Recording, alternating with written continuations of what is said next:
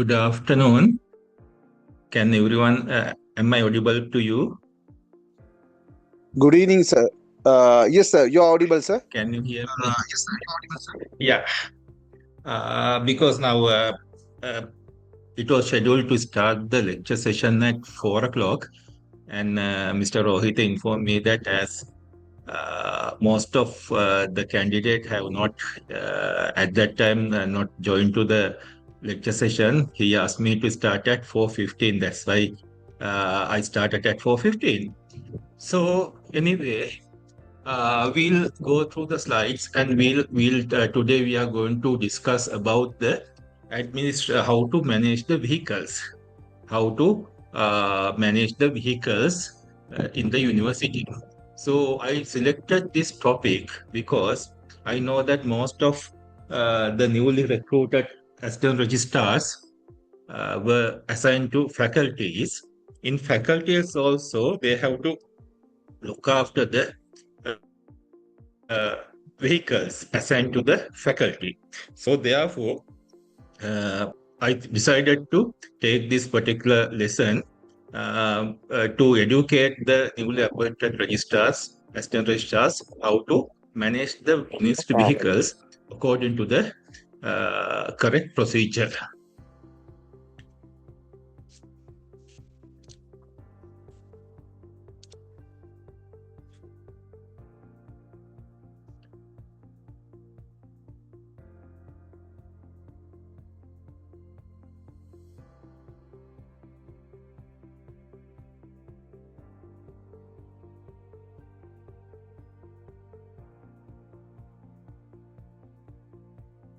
Okay. Under this, we are going to discuss this topic.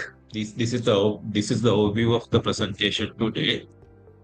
So under these topics, we are going to discuss with the practical issues how to manage the vehicles. So general provisions and clauses of vehicles, registration, identification and official vehicles, driving rules and driver responsibilities, authorized of motor vehicles, reporting of accidents, repairs to motor vehicles, fuel consumption testing, records, books and registers, unserviceable vehicles and disposable. Those are the things that we are going to discuss today. Right. Now, here I have just some summary. Motor cars. What are the definition of the motor cars? So likewise, this is not that important. So for your knowledge, I had added that some kind of interpretation of vehicles. So when you come to the custody of the motor vehicles, right? Like like other properties, the custodian of the motor vehicles are in the shoulders of the registrar. Registrar is the custodian of the university vehicles, uh, like other properties of the university. So, if you are assistant registrar of a faculty, so if there's a vehicle assigned to the faculty, sometimes there might be more than one vehicle assigned to a certain faculty. So, in that case, you have to exercise the powers of registrar within the assigned vehicles to your faculty. But it doesn't mean that you are supersede the power of the registrar. No, because registrar cannot see all the activities in all the vehicles assigned to the faculty. So on behalf of the registrar, as an agent of the registrar, it is up to you to look after the vehicles assigned to the faculty, your own faculty. So, uh, like it says, in the university, in the UGC, the custodian of the vehicles of the UGC is the secretary of the UGC. In a university context, it is the registrar. If it is come to a institute, if you come to the institute, the senior most administrative officer he might be a AR, he might be a SAR, he might be a DR, will be the custodian of the vehicles. Likewise, the most senior officer in the administrative staff in the institute or a campus will be the custodian of the vehicles. There are two types of official vehicles are available. One are the assigned vehicles. Other type is non-assigned vehicles. So there are two types of vehicles available in the university: assigned vehicle and non-assigned vehicles. Assigned vehicles means some categories of employees are entitled to get a assigned vehicle. Say, for example, if the category of if they are the vice chancellor is entitled to have a assigned vehicle. Registrar is entitled to have a assigned vehicle. Bursa, librarian, deans of faculties. Likewise, there are certain categories of employees are there. They are entitled to have a assigned vehicle. So management of these assigned vehicles, we have to follow a slightly different procedure. While non-assigned vehicles, we have to manage in uh, another procedure. So, as I told you earlier, the registrar is the custodian of the vehicles in the university, including the assigned vehicles, all the properties belongs to the registrar. But since registrar cannot look after all the vehicles in the university, uh, registrar can assign that power to a certain officer under his or her purview. Most probably, in most of the universities, General Administration Division is the one which handles the vehicles. Or General Administration Division manages the vehicles owned by the university most of the time. It can be slightly different from university to university. If you come, say for example, if you take a university like the Open University of Sri Lanka, vehicles are managed by a different section. All Transport and Postal Division is a separate division. It is independent division from the General Administration Division. But most of the other universities, vehicles are handled by the vehicle subject is coming under the General Administration Division. So the head of the General Administration Division, if the vehicle subject is under the General Administration Division, the head of the General Administration Division can be a assistant registrar, can be a senior assistant registrar, can be a deputy registrar, is the one who is responsible for managing the vehicles subject to the control and the control of the registrar. So likewise, the power of the registrar should be delegated to a officer to manage the vehicles properly. And if it comes to the faculty level, the faculties are assigned some vehicles. Faculties may be assigned some vehicles, one or more vehicles. So in that case, faculty ARs, faculty assistant registrars, should exercise up to some extent of powers of registrar to manage the vehicles. So it can be varies from university to university. Right.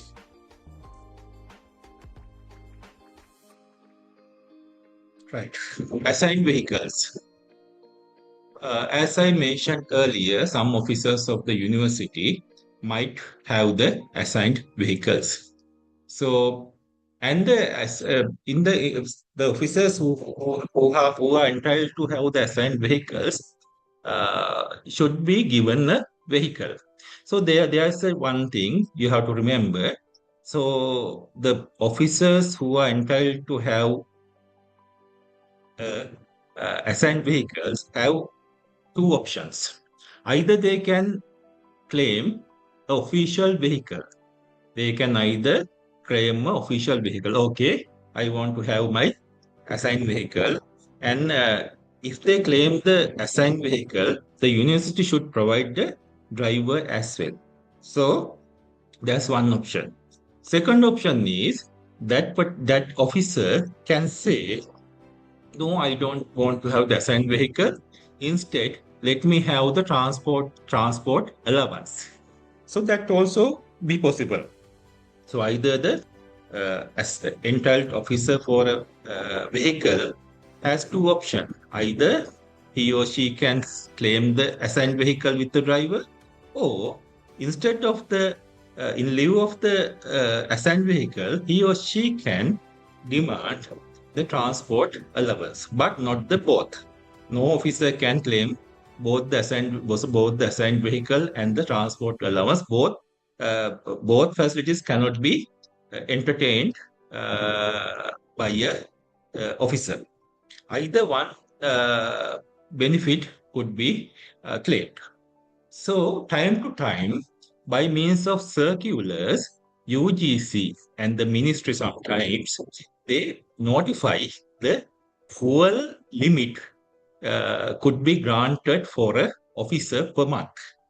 Monthly, the officers who are entitled to have the vehicle assigned vehicles, there is a certain fuel limit that they can consume within a given month.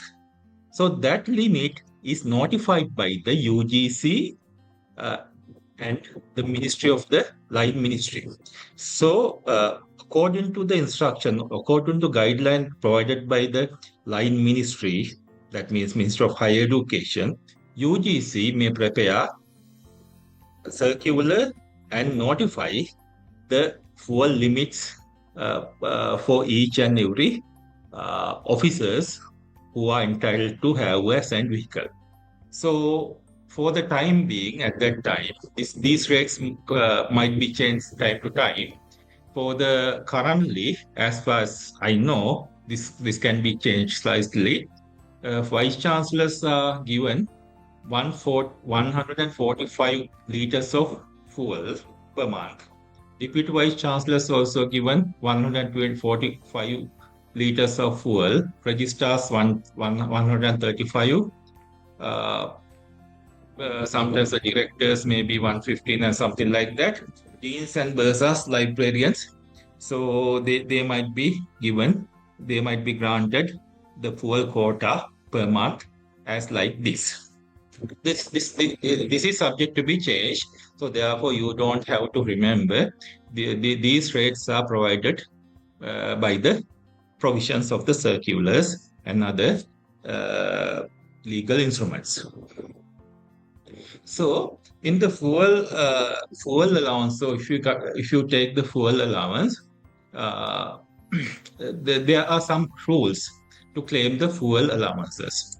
So you have to see only as I mentioned earlier, only the officers who are entitled to have assigned vehicle can claim the fuel allowance. So there are some few restrictions are there. These officers can claim the fuel allowance and the vehicle, assigned vehicle, only during the tenure of their relevant post. Say, for example, if there's a vice chancellor, yes, he can entertain the fuel allowance, assigned vehicle, or in lieu of the fuel and the assigned vehicle, he can get the fuel allowance and the transportation allowance. In lieu of the assigned vehicle, officer can, vice chancellor, any other officer can claim the transport allowance of 50,000. So, but that can be claimed only during his or her tenure. So beyond his tenure or beyond his office, he or she cannot claim that. If there's a vice chancellor during the tenure of the vice chancellor, he can entertain these benefits. So after the tenure, he cannot claim uh, any benefit relating to his post. Uh, so if the assigned vehicle is given for a certain officer, he is permitted to use the vehicle not only for the official duties but also his personal duties also he may use. This is most of our university staff might not aware that one. So that's why I want to explain it here, because sometimes we have heard that some people are talking, this officer, this particular officer is assigned a vehicle and he used it for his private purposes. I saw him going to a wedding, personal wedding, using the assigned vehicle. Of course, he can. Of course, he can, because the assigned vehicle is there because if assigned vehicle is assigned to a certain officer, he or she can use it for any purpose, either for the official functions as well as for the personal function. It doesn't matter, because university uh, pay, because the fueling has to be done by that particular officer. University provide a fixed amount of money to cover the fuel expenses. Say, for example, for the vice chancellors, I'll explain how to calculate the fuel allowance. Uh, Say, for example, vice chancellors are entitled for 145 liters of fuel. It can be petrol or it can be diesel. So only 145 liters of such fuel. So at the each month, this amount, that means for depending on the price of the fuel in each first day of the each month, depending on the fuel price, the this amount, that means 145 liters of fuel, that means depending on the fuel price of the first day of the each month, university has to multiply and calculate the amount, and that amount is paid to that particular officer. Then it is up to that particular officer who is entitled for the assigned vehicle to manage that amount throughout the month. No additional payment will be paid unless on the approval of the council or some other procedure there. I'll explain it also. So therefore, it doesn't matter. Even he use the vehicle for the personal purpose, it doesn't matter. But the thing is, if the officer uh, use this particular vehicle for the personal function, personal need, the overtime and uh, other overtime of the driver and other expenses should be borne by the officer. Say, for example, if the officer is there, he want to go to a private wedding, so it is up to him to bear the overtime payment of the driver, right? He Sorry. If you have any question, you may ask. Okay. So, right. Officer may that monthly transport allowance by fuel allowance.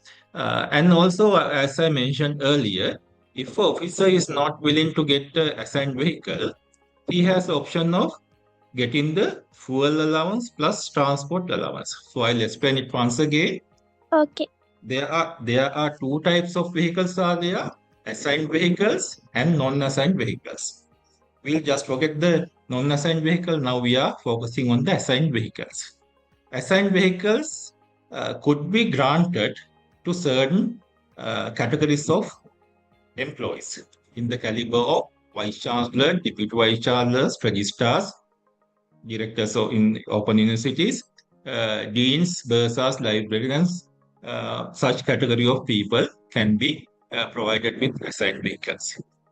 The fuel limit per month is determined by circulars under the guideline given by the ministry. So,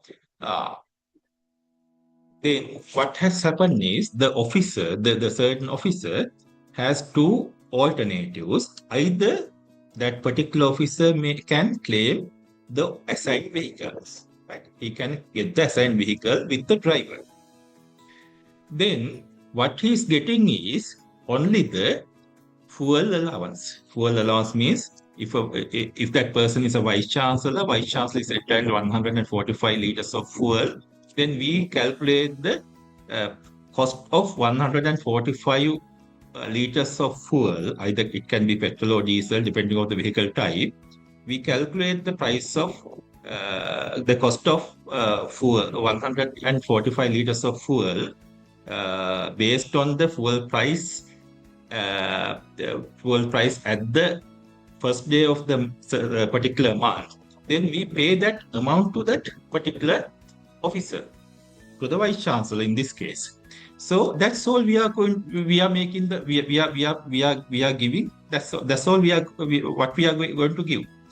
So it is up to that vice chancellor to manage uh, manage that manage the, his that manage that particular amount during that particular month. Or else, that's one option. That means that assigned vehicle plus driver and the transport, that fuel allowance. That's all. Or else that officer can claim, or else that officer can say, no, I don't want to have assigned vehicle. I don't want to have assigned vehicle. I have my personal vehicle, or I can manage my transportation by some means. Instead, in that case, we can provide the fuel allowance plus additional 50,000 rupees as a transportation cost, transportation allowance. So in this particular case, if we take the same vice chancellor, now he's entitled 145 liters of fuel. So if we say, I don't want to have an assigned vehicle, then what we are going to do is we are not providing the assigned vehicle or a driver.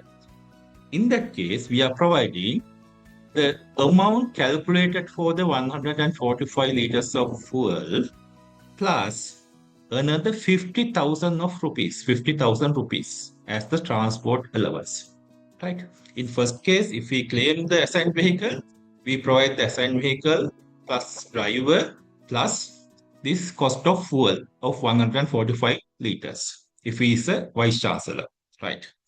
If he doesn't claim the assigned vehicle, so we are not providing the assigned vehicle, we are not providing the driver. Instead, we are providing the cost of fuel. In this case, if is a vice chancellor 145 liters of fuel, that cost of that fuel plus another 50,000 rupees as the transport allowance. Right? Okay. That's what this says. Officer may opt monthly transport allowance plus the fuel allowance. So, So if we sometimes excuse me, sir. Always the assigned vehicle should be provided with the driver, or in some cases without providing driver? no, actually, assigned vehicle should be provided with the driver because it clearly says in the establishment code. So the officer has two alternatives, like I mentioned earlier.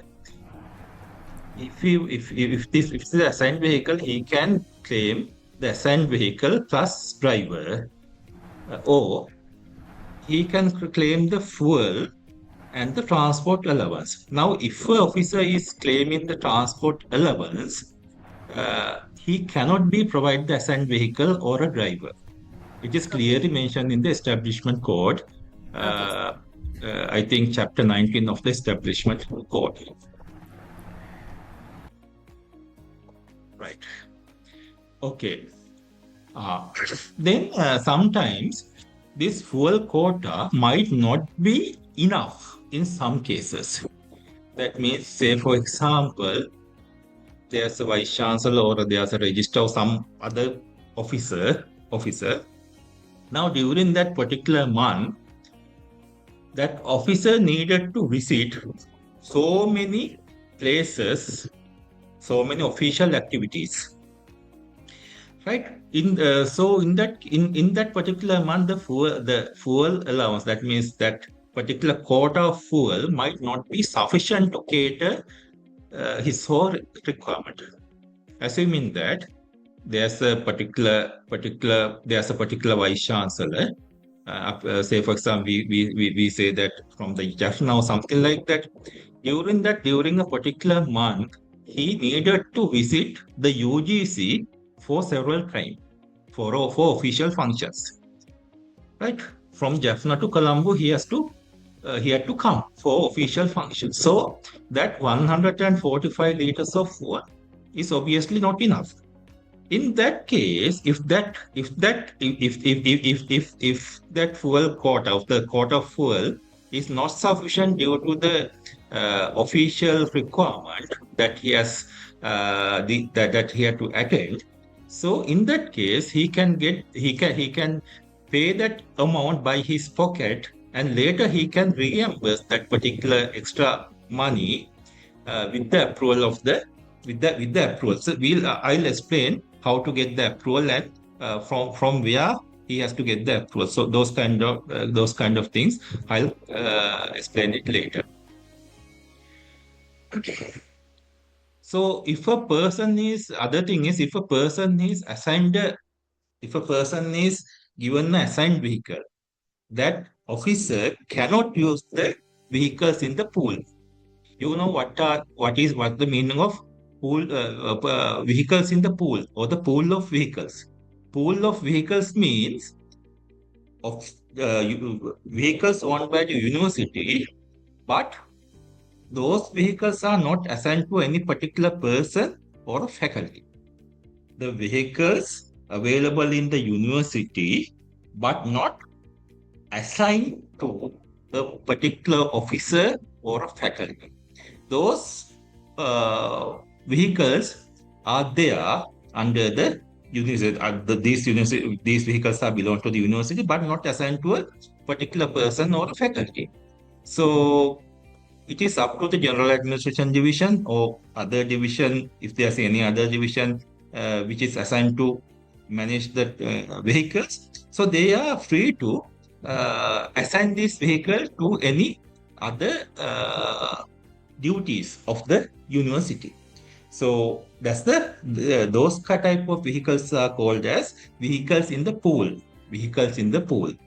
That means no special person is granted those vehicles. That means free vehicles.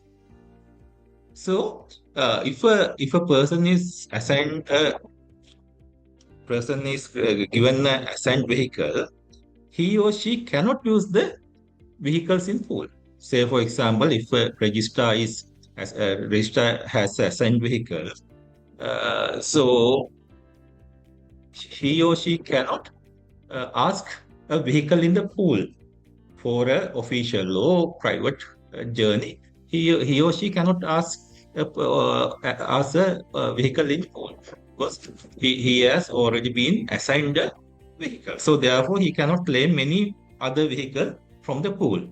Having said that, if the assigned vehicle is broke down, if the assigned vehicle is out of working, if it is sent for repairing or some other reason, if that particular vehicle cannot be used, okay, in that case, the registrar or the other officer can claim a vehicle from the.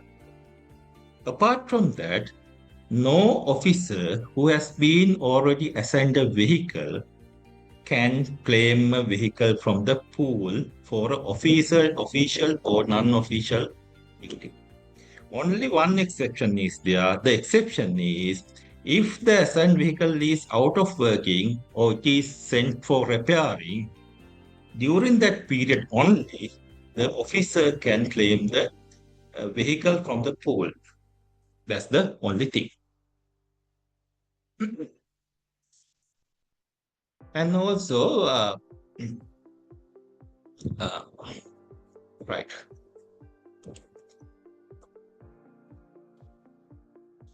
Right. Other thing is assigned if you have an assigned vehicle, if you have assigned vehicle, so there are some other exceptions also there. So I'll come up with them in later. So other things, so other important factors are there: registration and licensing and insurance of the vehicle. So registration of vehicles. So all the university-owned vehicles should be registered. You know that if you have a personal vehicle, the personal vehicle should be licensed annually. Likewise, there's no exception for the university vehicles or the government-owned vehicles. They are also need to be licensed annually. So registration should be done. So all the vehicles under the university should be registered initially. Now, once, say for example, initially you receive a vehicle or you purchase a vehicle for the university. So vehicles could be received by the university in different ways. One way is university can purchase vehicles. University can purchase vehicle, or university can receive a vehicle as a donation. Likewise, there might be different ways that the university could receive vehicles. But whatever way you receive a vehicle to a university, that particular vehicle should be registered under the Commissioner General of Motor Traffic immediately as soon as it is received by the university. As soon as you received it to the university, you have to register that particular vehicle under the Commissioner General of Motor Traffic. Immediately you have to do that. So second problem is under whose name we are going to register. So we know that if you have our personal vehicle, so it is registered under our own name, the owner's name. Who is going to be the owner of the vehicle in the purpose of registration under the Department of Motor Traffic? So if it is the university, as I mentioned earlier, the registrar is the owner of the properties as well as the vehicles. So if it is a university-owned vehicle, that should be registered under the name of the registrar. That doesn't mean that the personal name of the registrar. No, not the personal name of the registrar, but the official name of the registrar. The vehicle should be registered. So the one of the vehicle in the university is the registrar, the University of Colombo, the University of Peradeniya, Registrar, University of Colombo, the Registrar, University of Peradeniya, Registrar, the Open University of Sri Lanka, Registrar, University of Sabarkand. Likewise, the name of the registrar or the post of the registrar, designation of the registrar, all the vehicles should be registered at. If it comes to an institute, so in the institute, the vehicles are generally registered under the director as director. So, but not the personal name of the director, but the title of the director we have to register. So therefore, if you take institute, say for example, PGIE, Postgraduate Institute of English, so we have to register under Director, Postgraduate Institute of English. If it is IHRA, we say Director, IHRA. So under the name, under the official title, under the title of the director, we have to register the vehicles. No personal names could be used. And all the certificate of registrations should be kept very safely under the registrar or the person who is responsible for managing vehicles. So all the certificate of registration should be kept very safely. Annual licensing also done like other vehicles. The official, the government-owned vehicles also licensing annually as well, as I mentioned a little while earlier. So annual registration also to be done for the government-owned vehicles as well. And there are fitness certificates. You know, obviously in the if you take the heavy vehicles, in the heavy vehicles, in the categories of buses, lorries, and some other other categories belong to the heavy vehicle category, the fitness certificate should be obtained as well. So if the university has such vehicles, the fitness certificates also should also be taken annually. Annually. Likewise, these things should be done. And other important thing is insurance. So in the personal vehicles also, you cannot use the personal vehicle without license, without having a proper insurance certificate. Likewise, in the university-owned vehicles also, before you are going to use them, you have to have a insurance. You have to properly insurance the vehicles owned by the university. Generally, the comprehensive insurance is compulsory. That means, in our personal vehicles, we can, on our discretion, we can either get the third-party insurance or full insurance.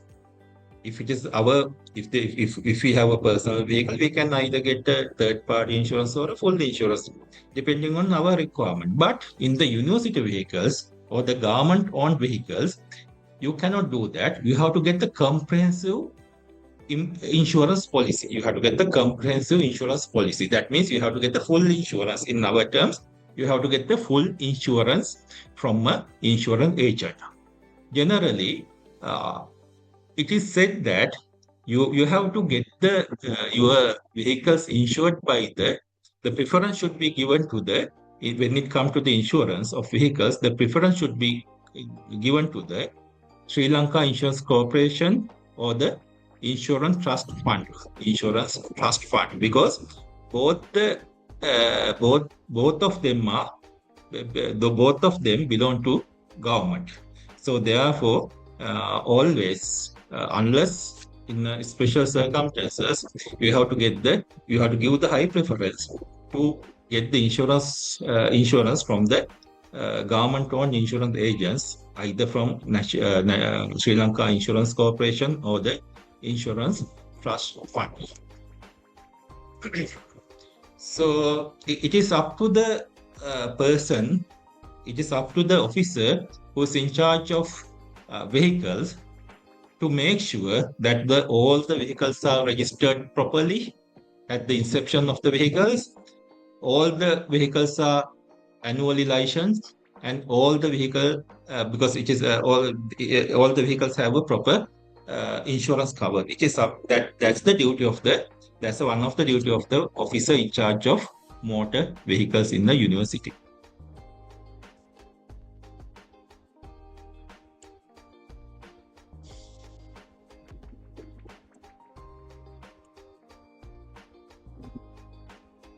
Right. Other thing is, this is a very practical scenario. That means sometimes there might be vehicles, but the vehicle is not in the usable condition. Right? Might be the vehicles are in garage or vehicles is under repair. Sometimes I have seen some of the instances in certain universities. Some vehicles are in garage for more than 1.5 years, might be 2 years, right? So during that period, you cannot use them now. So and then let's see what's the procedure. So can anyone say, if you have previously handled the subject of the vehicles, or if you have known the procedure, so if there is a certain vehicle, if it is not in the running condition, or if it is under the repair for more than 1 year, so what would be the procedure?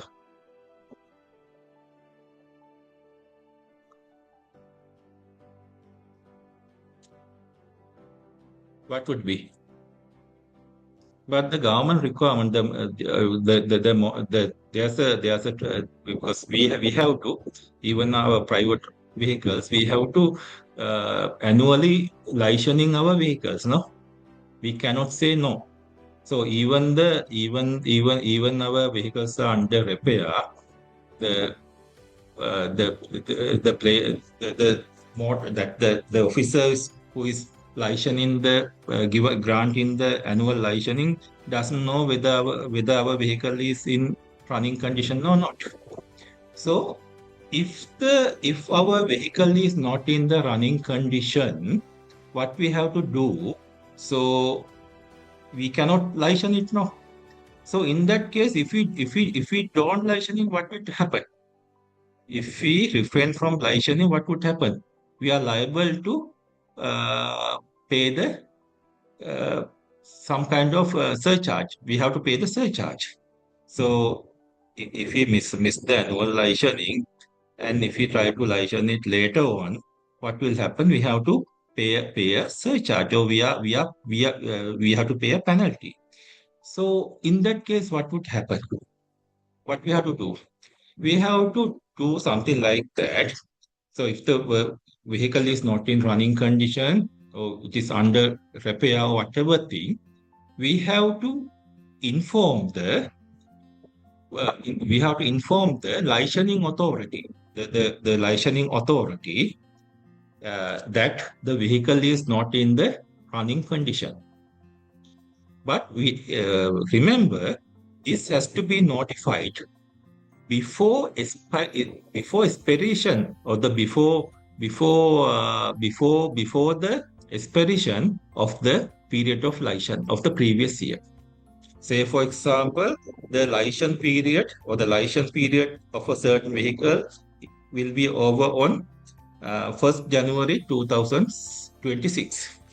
So before that date, that is before 1st of January 2026, you have to inform the licensing authority in writing that this particular vehicle is not in the running condition, it is under repair, so therefore the licensing could not be done before the due date. So therefore they can claim some additional time for the registration, but it has to be done before the expiration of the period of licensing of the previous year.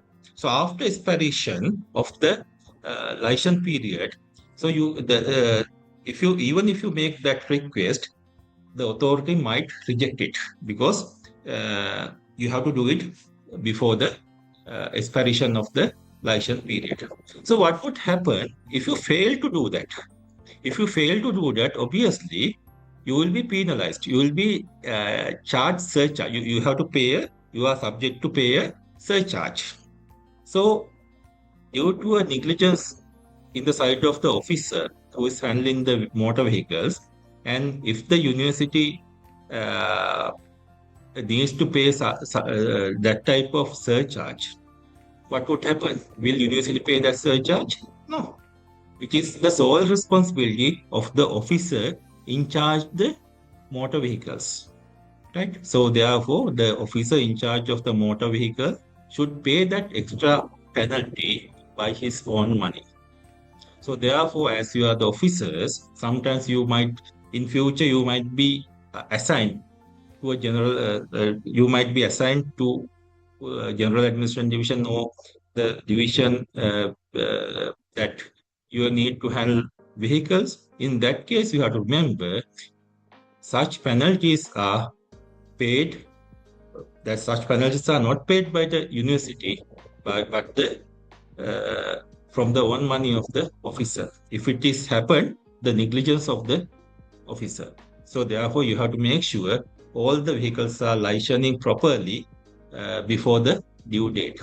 If you cannot license the vehicles before the due date, it is your responsibility to inform the licensing authority beforehand, and you can get the concession. So the things that I have mentioned so far is listed here. So, right.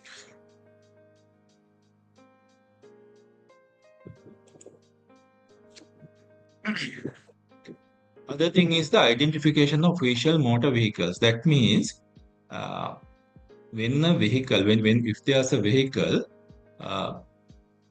everybody should identify it as an official vehicle. So therefore, except the assigned vehicles, all other vehicles you have to emboss the logo of the university, and the name of the university should be there, right?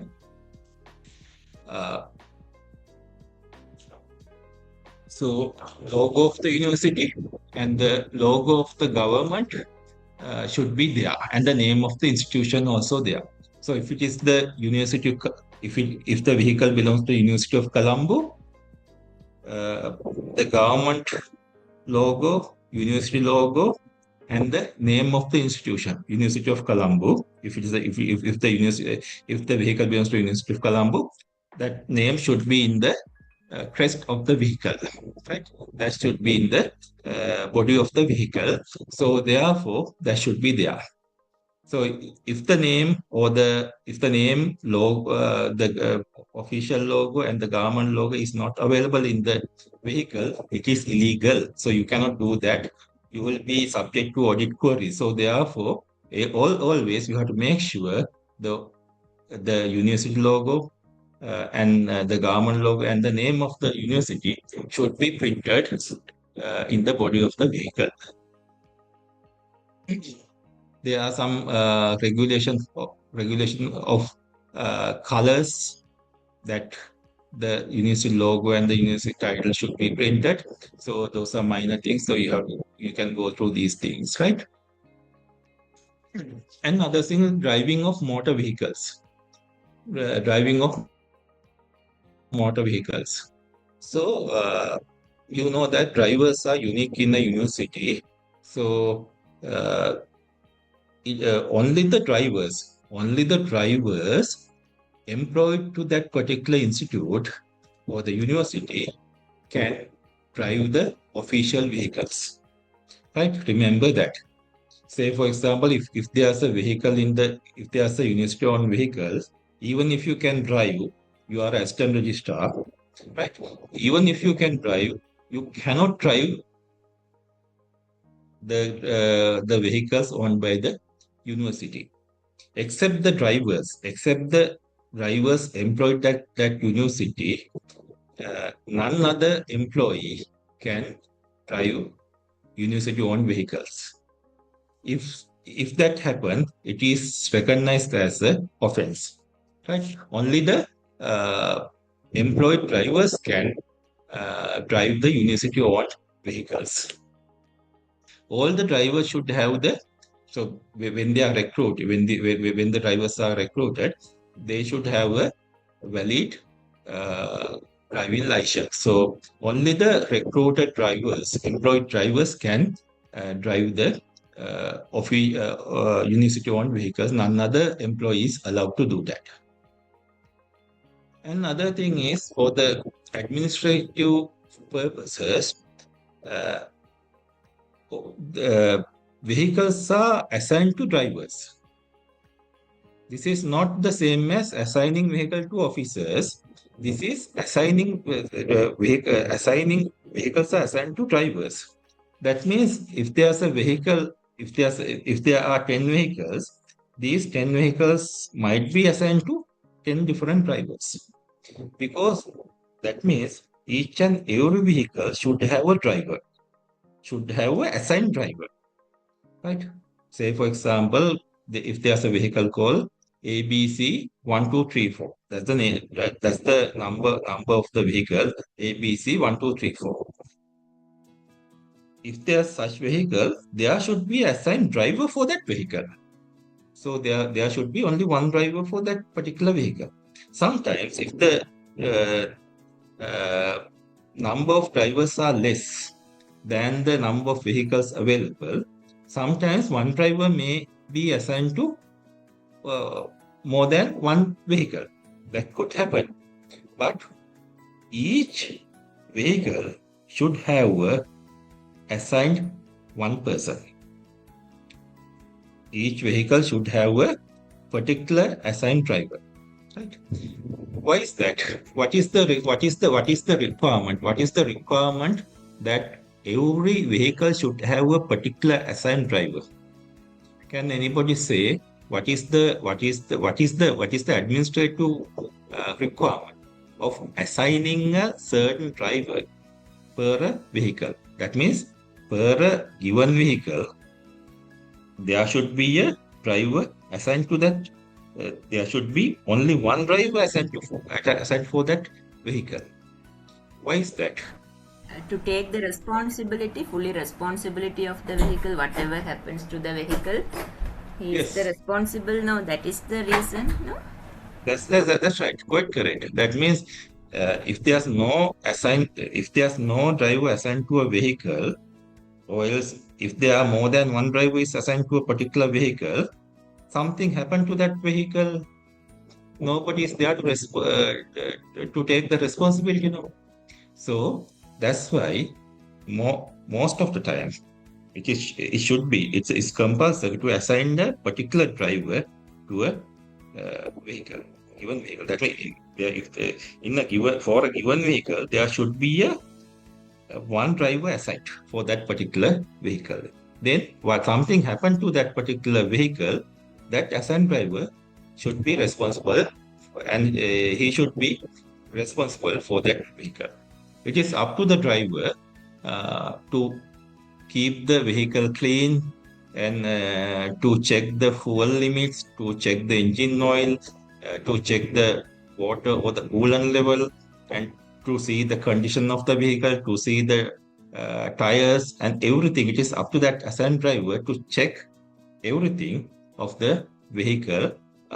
And if something is not in condition, it is up to him to report it to the officer who is in charge of the vehicles. So that's why every vehicle is assigned one driver.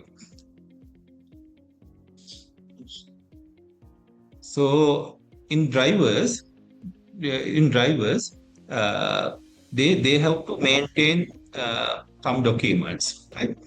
Monthly record of official transport maintained by each driver. That means each driver should have a running chart. You have seen a book called running chart. Running chart is a book. Something is like a book.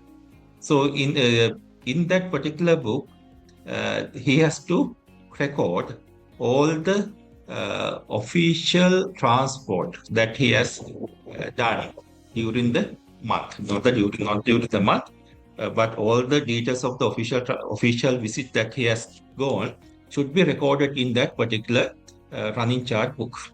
In the running chart book, so I'll explain a little more about that. So no driver is allowed to go anywhere without the permission of the officer who's managing the vehicles. So say, for example, if the General Administration Division is responsible for managing vehicles, right? In such case, no driver is allowed to go outside the university for any duty without the written approval of the AR or SAR or DR of the General Administration Division. Right? That's number one. Number two, if it is a faculty, if that vehicle is assigned to a faculty, if there's any duty, that particular driver can only go outside the university with the written approval of that particular AR of the faculty. Right. So that written approval, we call it as a gate pass. Obviously, we call it as a gate pass. Without having a gate pass, no driver is allowed to take the vehicle out of the university premises. And security persons does not allow any vehicle belonging to the university to go outside the university without a gate pass. So therefore, all the drivers should have a gate pass if they want to go outside the university premises. The gate pass could be issued by the person who is the officer who is in charge of vehicles. That means the administrative officer of the general administration division or any other division where the vehicle is assigned to. So if the vehicle is assigned to a faculty, the faculty can assign the gate pass. So without that gate pass, no driver is allowed to take the vehicle out of the university. No driver is permitted to go outside the university premises. This running chart book. So if you take the running chart book, in the running chart book, so what are the things it has? There are a few columns in the running chart book. First column, he has to, because it is up to the driver to maintain the running chart book. It is up to the driver to write the record the official trips of the at the running chart book. So what are the columns in the running chart book? Initially, he has to put the date, and he has to write the location that he has visited. Say, for example, from Colombo to Dehiwala. If there's an official trip, Colombo to Dehiwala, so he has to mention from University of Colombo, Dehiwala. Say, if there's a hostel in Dehiwala for the official duty, so he has to mention from where to where. He has to mention the date, he has to mention the time, and he has to mention from where to where this particular official transportation took place. So from University of Colombo to Dehiwala, this hostel or something like that. So, and also he has to record the that means the distance between these two locations. That means the distance according to the that he has a meter there. That in the vehicle there's a meter, the starting meter and the end meter is there. So he can calculate the number of kilometers that he used for that particular official function, and at the end of that particular record, the officer or the officer who accompanied with the driver should sign there.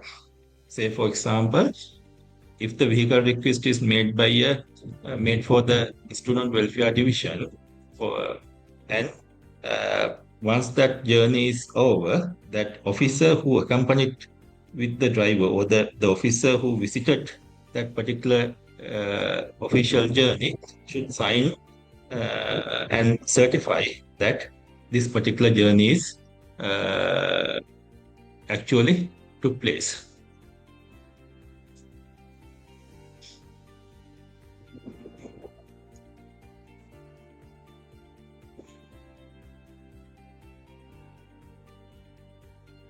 And for the heavy vehicles, the drivers need to renew their license, because the drivers who are that heavy vehicle, the heavy vehicle license, the drivers belongs to the heavy vehicle license need to be renewed annually. So in that renewal process, they have to undergo a medical test and so many other things. So therefore, annually they have to renew their vehicle license. So they have to incur some amount of money to this renewal process. So university can reimburse that cost incurred by the drivers in order to renew their license, heavy vehicle license. So that cost we can reimburse to the drivers.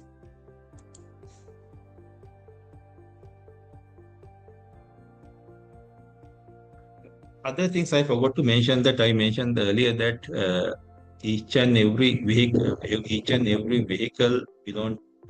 owned by the university should be emboss the government logo, university logo, and the name of the institution. That means if it belongs to University of Colombo, the that name, University of Colombo, that name should be mentioned in the vehicle. But this rule is not applicable for the assigned vehicle. In assigned vehicles, uh, you should not uh, mention that. You should not emboss the official logos or the name of the institution in the assigned vehicles. But all other vehicles uh, that should be embossed. Uh, these are the small things in the use of motor vehicles. So we can assign motor vehicles for the official duties. So if that official if there's a in lieu of assigning a motor vehicle, if there's a railway facility, that means that to go that particular journey, to go that particular official journey, if there's a option of using the railway or the train, so in lieu of assigning a vehicle, university can ask to visit that particular official duty by the train. In that case, university can issue a official warrant for the employee. So it is there, but it is not practically happened. So that can be happen. And also when it comes to vehicles, for the student activities or the student unions, you cannot provide vehicles. Generally, no students or no student union could be provided with vehicle facilities for the activities for the activities carried out by the student unions or students. University is not liable to provide the vehicles, except on one reason. So if a student or a employee is severely sick, and or if one of them got injured, depending on the recommendation of the university medical officer, vehicle could be provided to bring that particular student or an employee to the hospital. In that case, vehicle could be provided. So remember, no students or no student union could be provided with the vehicle facilities for any type of activity they are carried out, except on permission of the Vice Chancellor, but generally we are not providing. So there's an exception. If a student or an employee got hurt, got injured, or got sick, and upon the recommendation of the university medical officer, we can arrange a vehicle to bring them to the hospital. That's the only exception we have. And special, that means union or the union is some, you know that there are many union in the university, in the union or some other association. If they request a vehicle from the university, so you can provide the vehicle from the university upon charge, subject to a payment. So most of the universities have a predetermined or the approved list of payments. That means if a union or a association request a vehicle from the university for their activity, university could provide the vehicle subject to a predetermined rates, right? Because most of the universities do have the rates, predetermined rates. For a bus per kilometer, this amount need to be charged. For a lorry, per kilometer, this amount to be charged. Likewise, there's a predetermined rates which should be approved by the finance committee and the council of the university. And if the university has such kind of predetermined rates, of course, the vehicles could be provided for the uh, uh, request of the association and unions, but you have to charge that particular predetermined payment for the university. And apart from that, all the vehicles should be provided for all other official duties.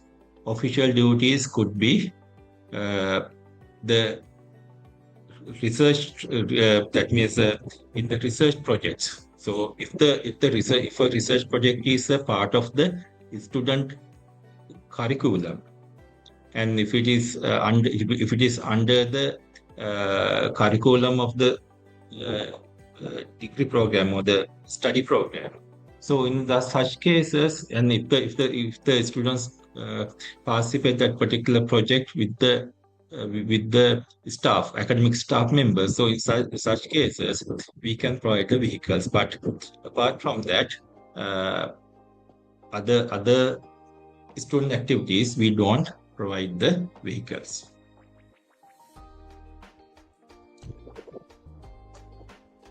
Fuel management.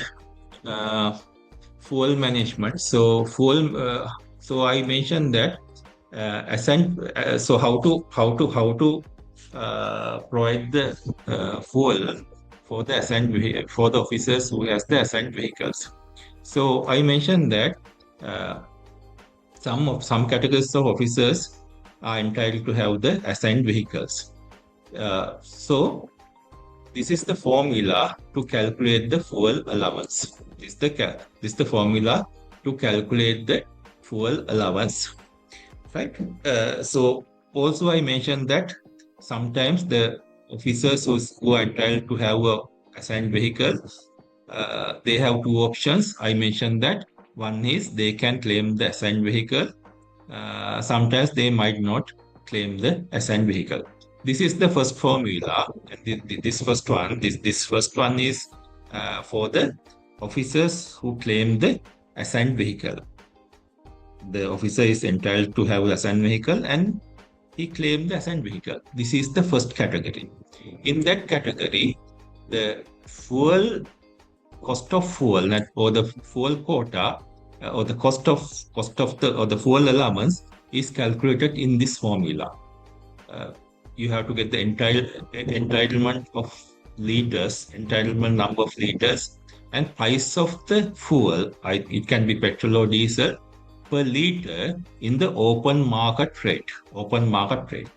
The thing is, now fuel price is subject to be fluctuated day to day. No, in such cases, according to circular, UGC circular, the fuel price of the fuel or the price of the fuel should be taken for the calculation. So time to time the prices are changing. So therefore, you have to take the fuel price of the first date of the month. Now we are paying this fuel allowance monthly. We are paying this fuel price monthly. So then you have to take the fuel price at the first date of that particular month as the for this calculation. The fuel price at the first date of the month. Say, for example, if you are calculating the fuel allowance for the month of June, you have to take the fuel price at the 1st of June. So might be the fuel price might change at the 2nd of June. It doesn't matter, but you have to get the fuel price of the first day of the month, 1st of June, if you are calculating for the fuel allowance for the month of June. And So if the vehicle type is petrol, if the vehicle if that particular assigned vehicle use the petrol, then you have to get the petrol price. If the vehicle runs by the diesel, then you have to get the price of the diesel for the first day of the month, and you have to multiply it with the number of liters entitled for that particular officer. I mentioned that vice chancellors are entitled with 145 liters of fuel per month. So in such case, if we use a petrol vehicle, then you have to get the price of petrol liter at the first date of that particular month, multiplied in the entitlement of liters. In the vice chancellor, it's 145. You have to multiply that one, and you will get some kind of figure. That figure you have to pay to that particular officer. Then that officer should manage his transport needs or the transport facilities, or that particular officer should use that particular amount to fuel the assigned vehicle throughout the month. No additional amount will be provided unless on the special approval of the council or the UGC chairman, as the case may be. So I have summarized here. Now, if the fuel limit is, now I mentioned that there is a certain fuel limit is assigned to each and every person. For the vice chancellors, the monthly fuel limit is 145. As I mentioned earlier, if the fuel limit is not manageable in a given month, say for example, that particular month, I took example that if a vice chancellor of the University of Jaffna, if he needed to visit several times to the UGC or the Colombo for official functions, then that 145 liters of fuel might not be sufficient. So he might need to have 180 liters of fuel. Then 145, actually he consumed 180 liters of fuel. Then additionally he consumed 35 liters of fuel. So in such cases, he has to get a special approval from the UGC. In such case, what he has to do is, there's a certain format there, certain form of application there. He has to fill that application and submit the approval of the UGC chairman. UGC chairman is approval sought. So if that fuel limit is not adequate for a vice chancellor, he has to get the approval from the UGC chairman for the extra amount of fuel, right? If the officer is a vice chancellor, and if the allocated fuel limit is not adequate for in a given month, so he has to get the approval from the UGC chairman to claim the additional amount of fuel that he consumed during that particular month.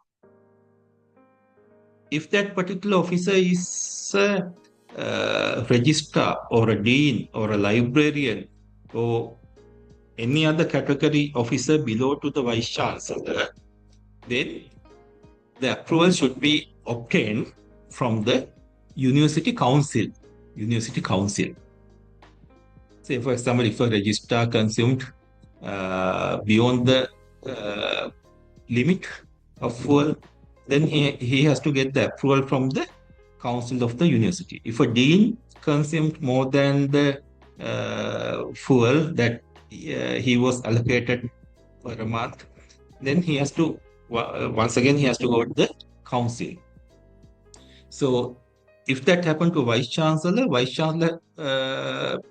cannot go to the council, but he has to go to the approval of the UGC chairman. If that happened to a UGC chairman, what would happen? What do you think? If the fuel limit was not enough for a given month of the UGC chairman, from where he has to get the approval? Secretary of Ministry of Education. Definitely. He has to get the approval from the secretary to the Minister of Higher Education. Minister of the Higher Education. That approval authorities, each and every person should get the approval from different authorities. You have to remember these things. Now, in this first case, I mentioned in the first scenario, if the officer claimed the assigned vehicle with the driver. This is a second case. If an officer is entitled to get the office vehicle, assigned vehicle, but he doesn't claim the office vehicle. He used his own vehicle, but not the he doesn't claim the assigned vehicle, but he used his own vehicle. In such cases, now he is not claiming the assigned vehicle, no.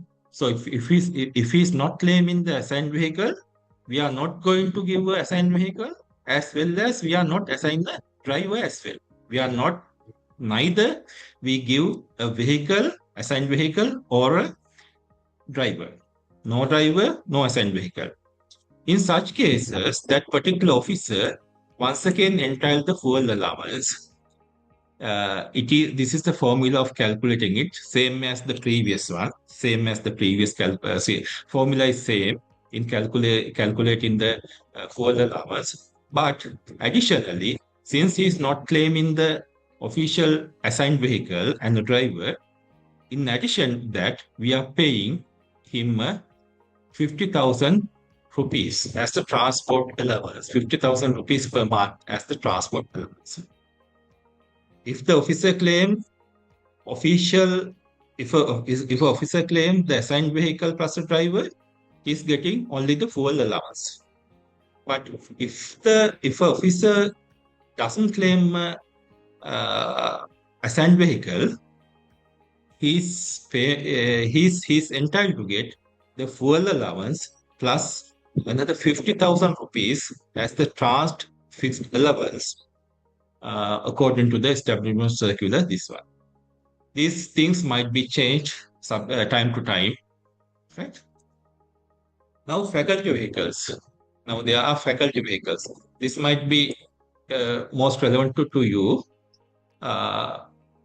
In faculty vehicles are not assigned vehicles. Faculty vehicles are not assigned vehicles. This is not the assigned. I am not talking about assigned vehicle to the dean of the faculty. So it is a separate story. This is the assigned vehicle to the faculty.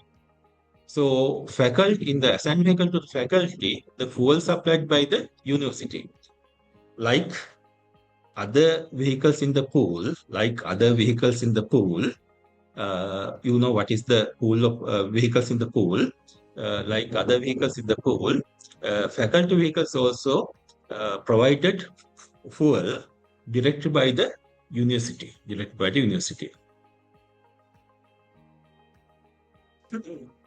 And the faculty vehicles could be used only for the official duties. Because the thing is, it is the responsibility of the faculty assistant registrar, mainly the faculty assistant registrar. I emphasize that because most of you are the faculty assistant registrars. So it is up to the faculty registrar to manage the faculty vehicles. So you have to make sure.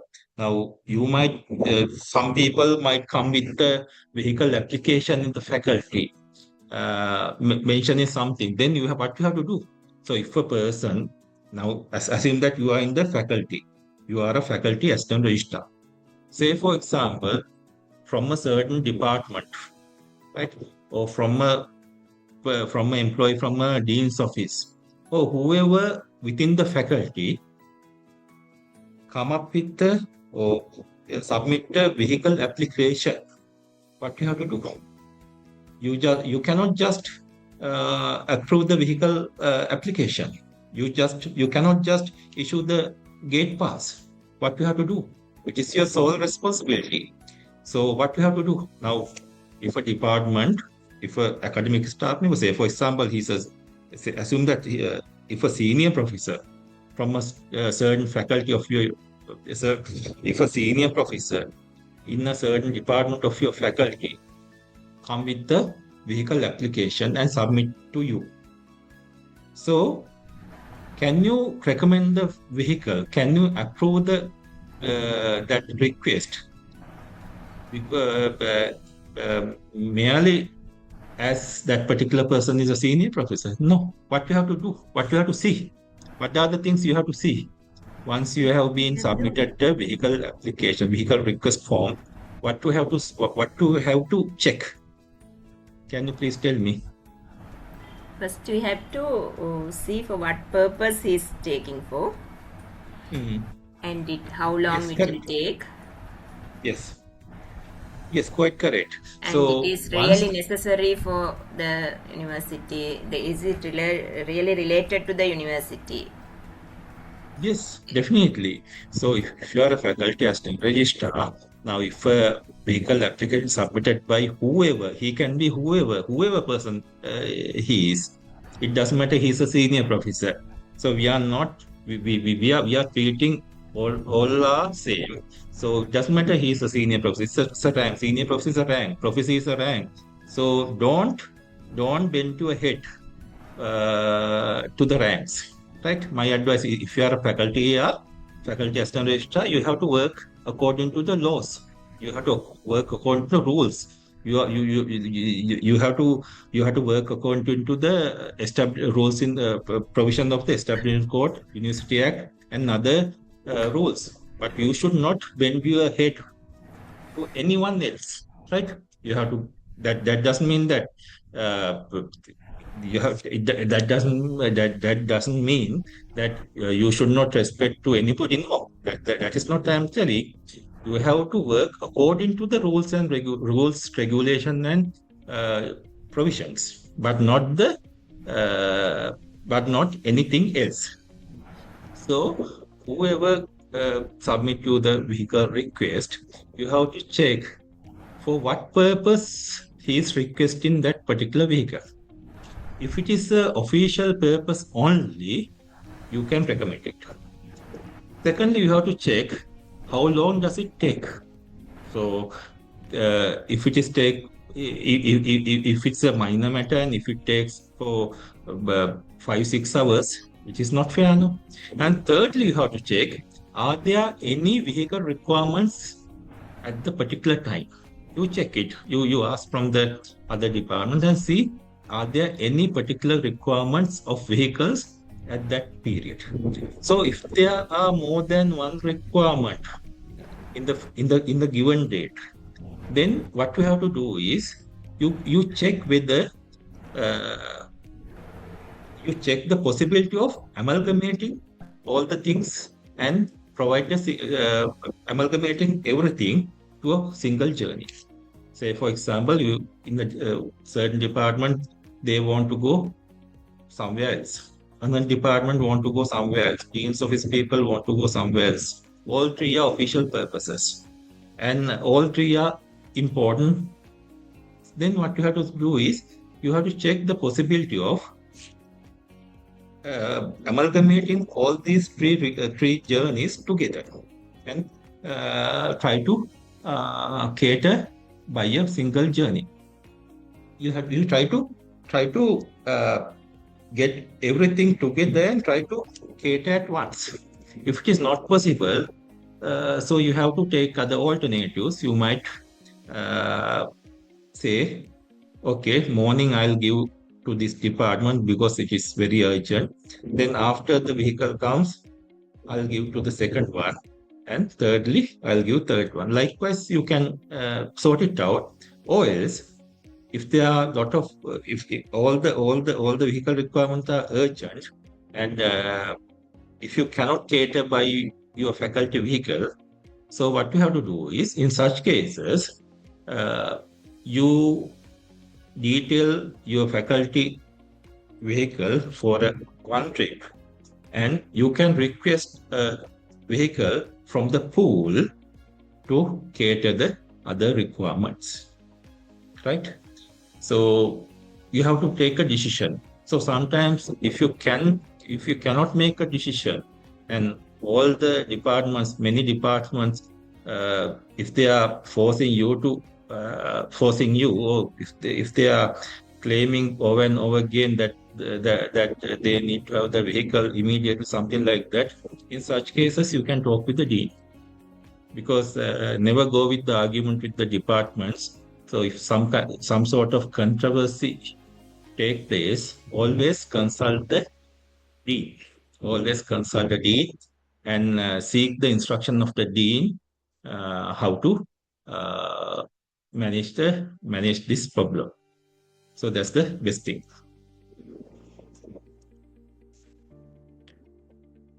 And accident reports, reporting of accidents.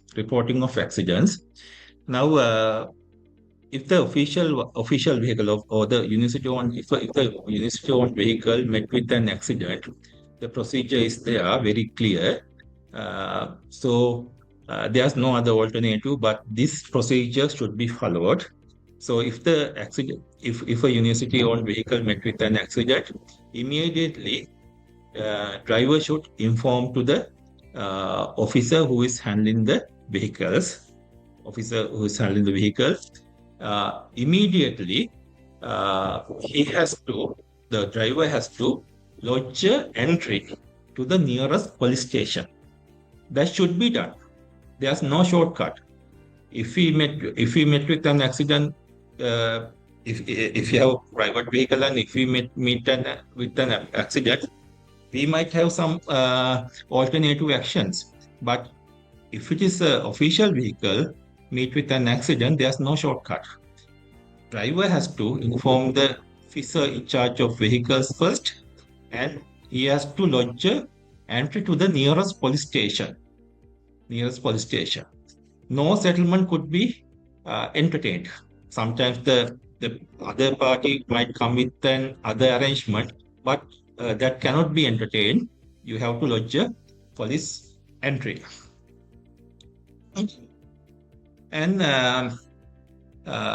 thereafter, the officer in charge of vehicles should inform immediately to the registrar, because registrar is the custodian of the properties. So he has to inform the registrar immediately. So as you are faculty assistant registrars, so if the assigned vehicle to the faculty meet an accident, what you have to immediately do, your driver will inform you. Then what you have to do is you have to immediately instruct the driver to lodge an entry in the nearest police station, and you have to inform the same to the officer who is handling the motor vehicles and the registrar. Both you have to inform immediately. So after that, there will be an internal inquiry. There will be an internal inquiry to decide the reason of causing the accident. So there will be an internal inquiry. So other thing is, so once the accident has happened, first of all, I forgot one thing. First of all, the driver should inform the officer who's in charge in the vehicles. If it's a faculty vehicle, driver should inform the faculty AR. Then driver should go to the police station and lodge an entry. Before that, driver has to, or the officer has to inform the insurance agent, insurance company. He has to inform the insurance company, because the insurance company will come there and get some information immediately. Before go to the police station, he has to inform the insurance agent. Insurance agent come there and assess the thing. Then go to the police station. After that, police inquiry is going on. After that, internal inquiry should start. Internal inquiry should start, because the procedure I'll explain once again. If an accident is happened, driver will inform to the officer either to the faculty or the officer in charge of vehicle. Then if it is informed faculty are immediately informed to the officer in charge of vehicles and the registrar. If it is informed to the officer in charge of vehicles, he has to inform directly the registrar, and driver should be instructed to wait till the insurance agents are coming there. When the insurance agents are coming there, they will assess. Then they have to go to the police station and lodge an entry. After that, internal inquiry against the driver should be conducted. Internal inquiry against the driver should be conducted. So why should we conduct an internal inquiry? To determine whose responsibility, who's responsible for this accident. So in such case, say for example, if the vehicle, if the repairing cost of the vehicle is, I'll get the example. Now there's an accident happened, and the cost of repairing, cost of damage or cost of repairing is 150,000. 150,000 is the cost of repairing. But the insurance agent assesses it, and the insurance agent agrees to pay only 120,000. Actual cost of damage and actual cost of repairing is 150,000. But the insurance agent provides us only 120,000. There's a shortage of 30,000. So what we have going to do is we are conducting the internal inquiry, and if we found that the driver is guilty, driver is responsible for causing this accident, so we can refer the police reports and other things. We can get the statement from the person who is accompanied the driver at that particular official tour. So if we found that the driver is guilty and he is responsible for causing this accident, remaining 30,000 will be charged from the driver, right?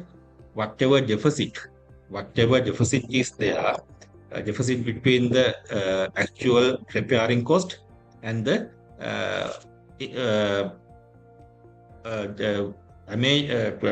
cost amount provided by the insurance company, whatever deficit it has, and if the driver found guilty, we charge that deficit from the driver. So if we found that driver is not guilty, there's no responsible in the hand of driver, but the third party or the other party, or the party involved with the accident, is responsible for the accident, what would happen? We have to get the legal action. We have to get actions to recover that deficit money. In this case, let's say 30,000. That deficit money from the other party who is responsible for the accident. So you have to go to the court, or you can go to the police, or you can talk with that person, and somehow you have to cover that particular amount to the university, right? Say for example, if the insurance company agrees to pay the entire cost, that damage is 150,000, and the insurance company agrees to pay the 150,000, no deficit. In such case, if the driver is guilty, we'll take disciplinary action against the driver. We can issue a warning letter or something like that, or some other action we can take against the driver, and that's all. If the insurance company agrees to pay the entire amount, if we found that the other party involved with the accident is guilty, what we have to do is we have nothing to do with that. Then now university receive the cost of damage. Then that's it. That's all over. So that's how we have to deal with accidents of the university-owned vehicles. Repairing of motor vehicles. Other thing is, time to time we need to have, we might have the running repairs. in the running repairs, what we have to do is we have to get it repaired. So if they are the general practice is if the vehicle is a new one, so obviously we get it repaired from the company. Say for example, it's a Toyota vehicle. So we if it's a new vehicle, brand new vehicle, so then we can send it to the Toyota Lanka for the repairing. If it's Nissan, if it's a brand new vehicle, we can send to the AMW or something like that. From the mother company, we can get it repaired if they are brand new vehicles. And if the repairing thing is happened, what would happen? What we have to do is now there should be now if you have the in universities there should be a motor mechanic engineer. He might be a permanent one. He might be a temporary one. He might be, we might take his service on time to time. We might take his service, whatever it is. So there might be there might be a permanent motor mechanic engineer. Some universities they might have the permanent motor mechanic engineers. Some universities there might be a temporary motor mechanic engineers. Sometimes we can hire a motor mechanic engineers on our requirement, or some other arrangement should be might be there. So what we have to do is, if there's a repair is there, what we have to do is, the driver is the one who is reporting the repair. No? So he has to report there is a problem in the vehicle. In such case, what we have to do is generally we refer that to the motor mechanic engineer. All right, motor mechanic engineer. Then he will check and he will let us know you have to do these kind of repairs. So if the university has the facility of getting it repaired, like the Open University has a motor mechanical garage, separate one, attached to the university. So therefore we can, if it is a minor one, the university can get it done. But if such facilities are not there, and if it is a major issue, then the motor mechanic engineer might recommend you to get it repaired from outside garage. So generally, you should have a registered garages with you. In the university, there should be registered garages. So in the registration of suppliers, likewise, in the registration of suppliers, you can have a list of registered garages. Then you can call quotations from the registered garages, and you can get the repair work done. So according to instruction given by the motor mechanic engineers, you can get the repairs done. You can get the quotations from the registered garages, and you can upon the you should have a TEC or the diversion committee, and upon the relevant approvals following the procurement process, you can get the repair work done. If the repair work is beyond the certain limit, I am not 100% sure the limit. Earlier, the limit was 500,000. Now I think if I'm subject to the corrections, now it might be 750,000, right? 750,000 it might be different. So if the repair cost is more than that amount, say for example 750,000 rupees, so in that case you cannot get that particular vehicle repaired. Before that, you have to get the approval from the secretary to the ministry. So you keep remember, if I'm not mistaken, the limit is 750,000 rupees. Might be changed. So if the repair cost is beyond that particular limit, you cannot call quotations and simply get it repaired by the local garage. Instead, you have to get the approval from the secretary to the Ministry of Higher Education to proceed the repair work. So you can see it.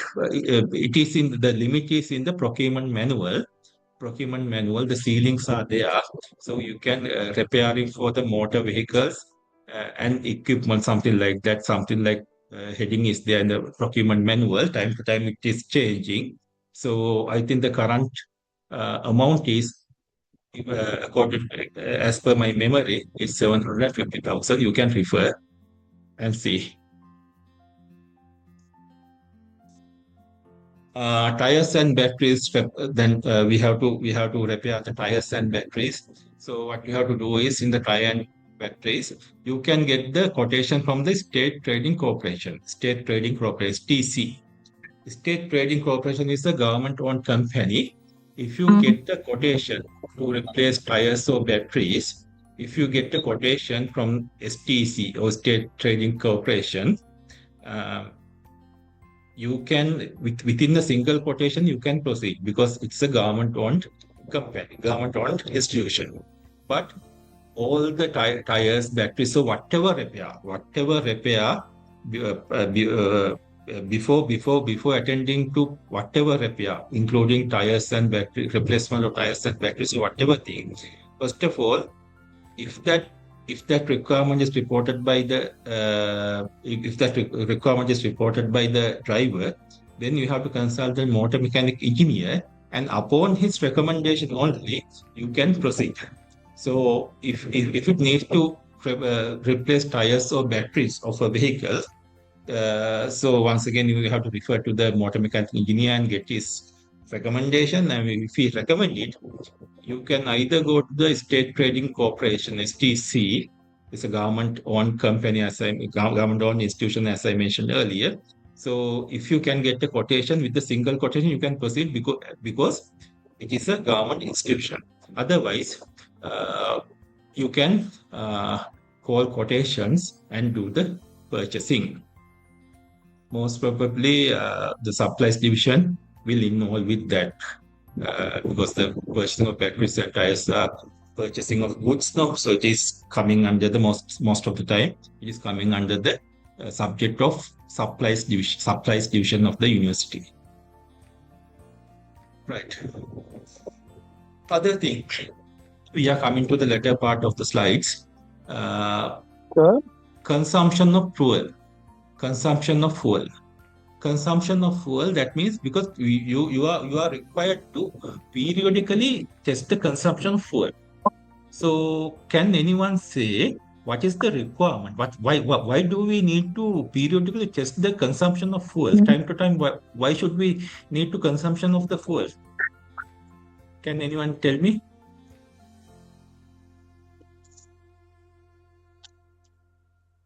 Can anyone tell me what is the requirement? Why do we need to periodically test the fuel consumption? Fuel consumption means how many kilometers that you can run that particular vehicle per liter of fuel. To make sure the efficiency of the vehicle? Yes, that's one of the thing. There's another very important thing. Sir, escalating of the fuel price. Yes, that means the fuel efficiency, to test the fuel efficiency of that particular vehicle. Yes, true. Yes, fuel price is going up. So, yes, something like that. Yeah, the to test the efficiency of fuel is very correct. There's a second hidden reason is there. There's a hidden reason. Second hidden reason is there. It's a hidden reason. Can anybody guess? Can anybody guess? The second reason is if the fuel is to taken verify by the running chart with the fuel consumption. Yeah, with the running chart, we are calculating the fuel by the running chart later on. But no, there's another one there. If the vehicle is misusing by the responsible driver. Definitely. Yeah, definitely. Very correct. Very correct. That's the reason. That's the hidden reason. The periodical test of fuel consumption is essential because how can we say all the drivers are honest? We cannot say no. not the drivers, but we cannot say anyway. We cannot give guarantee to any person. No, we cannot say in the employees. We cannot say any employees honest. We don't know. No, sometimes they might involve with some misuse, some kind of they can misuse of properties. So the, this is we are testing the periodically consumption of fuel is like that. Now, say for example, we have 10 vehicles. Uh, we have, say for example, we have 4 vehicles, 1 car, 1 van, 1 bus, 1 lorry, right? 4 vehicles. Now we want to check the consumption of fuel of the car, bus, lorry, and other thing, van. So, I'll tell the procedure also how to see the fuel consumption. I'll tell the procedure also, which is not mentioned in the establishment code, but I'll explain it. So the procedure is something like that. Initially, we select a vehicle because each and every fuel consumption, each and every vehicle should be measured individually, separately. Say for example, car, this particular car. Now we get that car, and what we have to do is fuel that particular vehicle. We fully fuel the vehicle. We fully fuel the vehicle. We fully fuel the vehicle, right? Then there's a driver there, and with the motor mechanical engineer should be there, and ask him to drive in free roads, drive in the traffic, and so many under road conditions. The driver is asked to drive. Then after driving, you see that there's a fuel meter. No, so for that one, fuel meter should be working spot on properly. So we have to go and you can see the fuel meter is declining now. Now fuel level is declining according to fuel meter, and the fuel that the motor mechanical engineer can determine. Okay, now the fuel level is now half of this tank. If the fully full, if the tank capacity is 40 liters, now if the fuel meter is in the halfway through, the motor mechanical engineer can determine now 20 liters of fuel has gone. 20 liters of fuel has gone, and he can see at the start of the this test, he get the starting meter of the vehicle, and now half the fuel is gone. Now see the end meter reading of the meter, and he can determine how many kilometers. Now he can calculate how many kilometers that particular vehicle ran during this test. Then he divide the fuel number of liters by the distance it traveled. Then he can calculate how many from one full liter, how many kilometers can it be run by a 1 liter of fuel. So that's the thing. Sometimes the car might run 10 kilometers with the full liter, 10-12 kilometers per liter. Bus might be as 1 liter of diesel. A bus may run about 6 kilometers, 5.5, 6, 7 kilometers. Likewise, it determines each and every vehicle. This test should be done. So now we know that. Now in the test, assume that we found that, or the motor mechanic engineer found that, he recommended that this car can run 10 kilometers within a 1 liter of petrol. Within 1 liter of petrol, this particular car this particular car can run 10 kilometers. Okay. Now we take that 10 as the 10 kilometers per liter is the fuel consumption of that particular vehicle. Then what we are going to do is now this vehicle is running. No, this vehicle is running. The driver maintains the running chart, and periodically now we are fueling by a shed, fueling by a fuel shed. We have all the records of that one. So at each and every month, what we are doing is we take the running chart of this particular vehicle and see the number of kilometers is ran during this particular month. And we take the fueling reports also with us. We check how many liters of fuels that we supplied for that particular vehicle. And then we can compare, we can calculate and see whether this vehicle is in line with the that ratio. That ratio means 10 kilometers per 1 liter. So we'll calculate the running chart, the details of the running chart and the fuel details for this particular vehicle, and check whether this vehicle actually in line with the that particular ratio. So if it is in line with that ratio, it's okay, no problem. If it is not in line with that ratio, then we have to check what has happened. It might be due to a fraud of the driver. It might be due to a misuse of the vehicle by driver or some other parties, or it might be due to a technical fault of the vehicle. Then we have to find out what is the reason of that one. So if it's due to a technical fault of the vehicle, then we have to rectify it and we have to perform that particular test once again. That's the thing. That's why we are performing a periodical fuel test.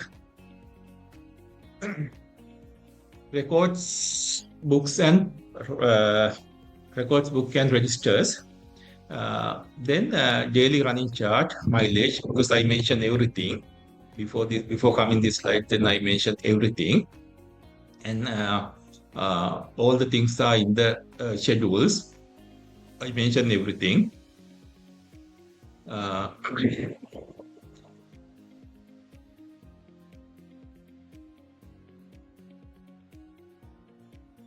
Right now. Right. Now, when we are assigning a vehicle to a driver, we are assigning now there, as I mentioned earlier, that each and every vehicle should have only one driver assigned. So therefore, when we assign a driver to a particular vehicle, we hand over all the equipments belong to that particular vehicle, toolkits, spare wheel, or whatever thing that particular vehicle is having. Everything we hand it over in writing, the driver concerned, right? Driver concerned. So in future, if we hand it back, hand over the vehicle back to the university, then he has to hand over the same that he has been handed over previously. Right. So mileage calculations also I have mentioned here. Now there are some called inventory of perishable stores. Perishable stores mean the usable one. That means the engine oil, brake oil, coolants, something like that. So those kind of things are perishable. No? So you cannot keep inventories of these things. So time to time you have to things, and sometimes the air fresheners or something like that. So in such things, such perishable things which cannot be inventorized, you have to keep records of that one, these things. So if the driver requires engine oil frequently, so you have to check what is the requirement of the engine oil, like that. So likewise, you have to keep all the records with you. Then if the vehicle is unusable, or the vehicle is if you cannot use that particular vehicle anymore, then what we have to do is so keeping a non-running vehicle in non-running condition in the university is not worth for the university. So in such cases, you can dispose the vehicle.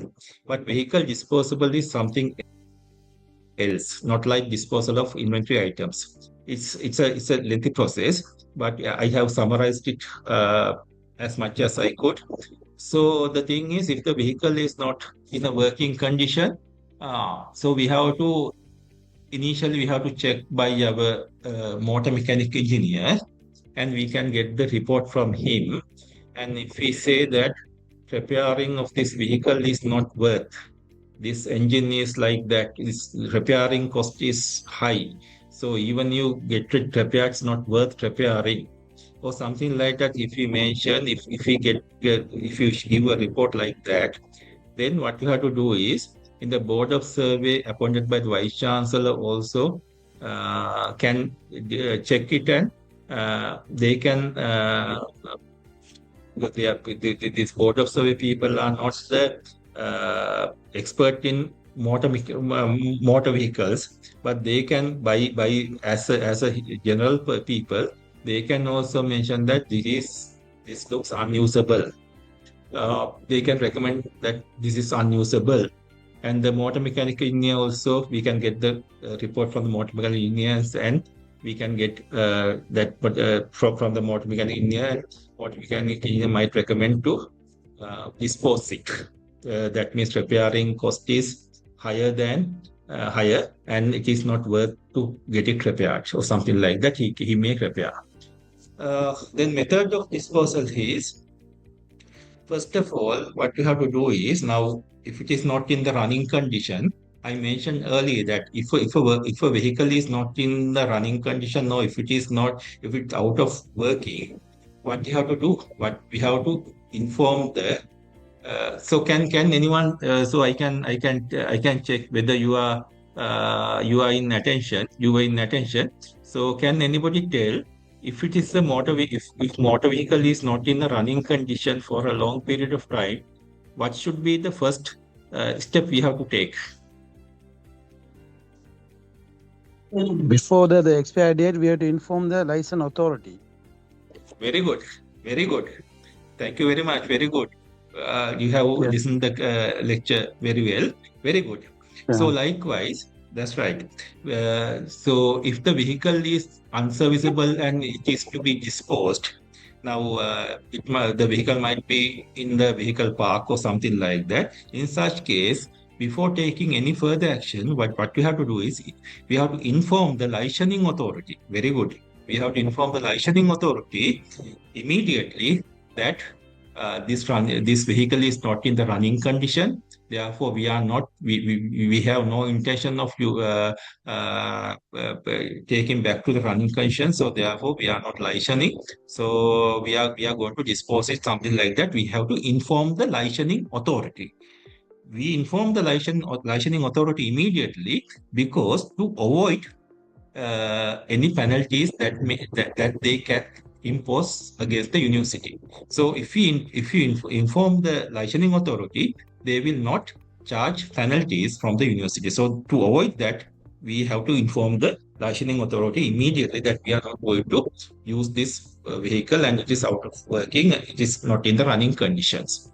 Then after that, we have to check whether like disposable of other items, we have to check whether the other government office require this vehicle. This vehicle means that it's not running condition. Now it is in the solvency state. So we have to check whether any government institution need such kind of motor vehicle. It might require by a technical college owned by the government. It might require this particular car in the solvency state might require the army or forces for preparing some kind of weapons or something like that. So in technical colleges, schools, or whatever thing, we have to check. We have to ask from the government agencies whether this particular vehicle which is in the solvency state is required for their work. So most probably we inquire from the forces, police, technical colleges owned by the government, schools, technical schools, or something like that. So if they do not require, we have to get the approval of the council. We have to get the approval of the council.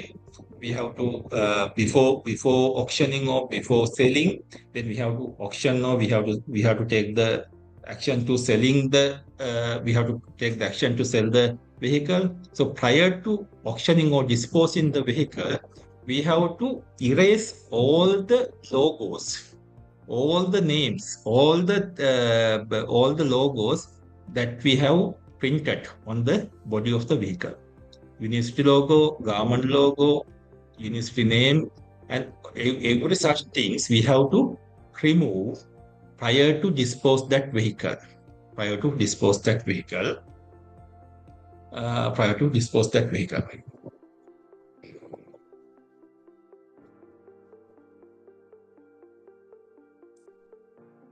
And there are some other additional requirement might be there. After get the council approval, we might get the approval of the secretary to the ministry sometimes to sell the vehicles. Because the thing is, sometimes some misuse, some misappropriate things could be done. Sometimes purposefully, some people might remove some parts of the vehicle and make it unusable, and then they force the university to sell that particular vehicle because it's in unusable condition or something like that. So after that, in the tendering process or in the auctioning, they can get the vehicle. They can request and get the vehicle, and they have all the parts with them, and finally they can fix and they can use the vehicle, and they can get the vehicle for a very low prices. So avoid this happening. Sometimes the secretary of the ministry's approval or sometimes the motor mechanic commissioner to the motor traffic department of motor traffic might be obtained. There are circular provisions, so that approval might be taken prior to dispose the vehicle. Okay, this is a summary. Summary is there. So custody of the vehicle, registrar or secretary of the union. In the university, the registrar is the custodian of the vehicles. UGC secretary is the custodian. In the institute or a campus, the senior most administrative officer might be AR, SAR or DR might be the custodian. Likewise, this kind of summary is there. So, okay, that's all for the management of motor vehicles in the university. So if you have any question, you may ask. I have a questions. Sir? Yes. Yeah, we have some questions. In terms of internal repair, how we can get a quotation? Internal repair, when you cut the internal repair, that if the university has the capacity of undertaking the repairs, if the university has if the university has that capacity, actually no need to get the quotation. So internal, so say for example, now Open University has a motor mechanical garage. So if that garage can take the repair work by internally, there's no need to get a quotation because the internal process is happening. Then they will purchase the required equipment, required parts or something like that. They can repair.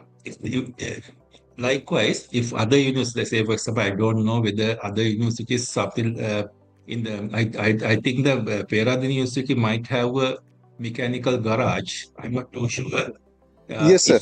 Yes, you are correct. Yes, sir. Do you have that? In the engineering faculty, we have, sir. You In have the no, engineering yes, faculty, mechanical engineering, Department of Mechanical Engineering. exactly, exactly, sir. Prepare. There's a capacity of repairing motor vehicles. So if the university has that capacity and if they are willing to undertake the repair works, no need to get the quotations. We can get it done from internally. If the internally, if it is impossible to do it internally only, we can go to the outside in the practice of getting the vehicle repaired is if the vehicle is in the brand new condition, if it's a brand new vehicle, and if it is, I think if it is if it is recently manufactured vehicle, we oftenly get the repair work done from the mother company. As I mentioned earlier, if it's a Toyota car or Toyota vehicle, we can get the repair work done by the Toyota Lanka. If it's a Nissan one, we can get it done by the mother company AMW or something like that. So if it is because you know that getting a repair work done by the mother company is very costly.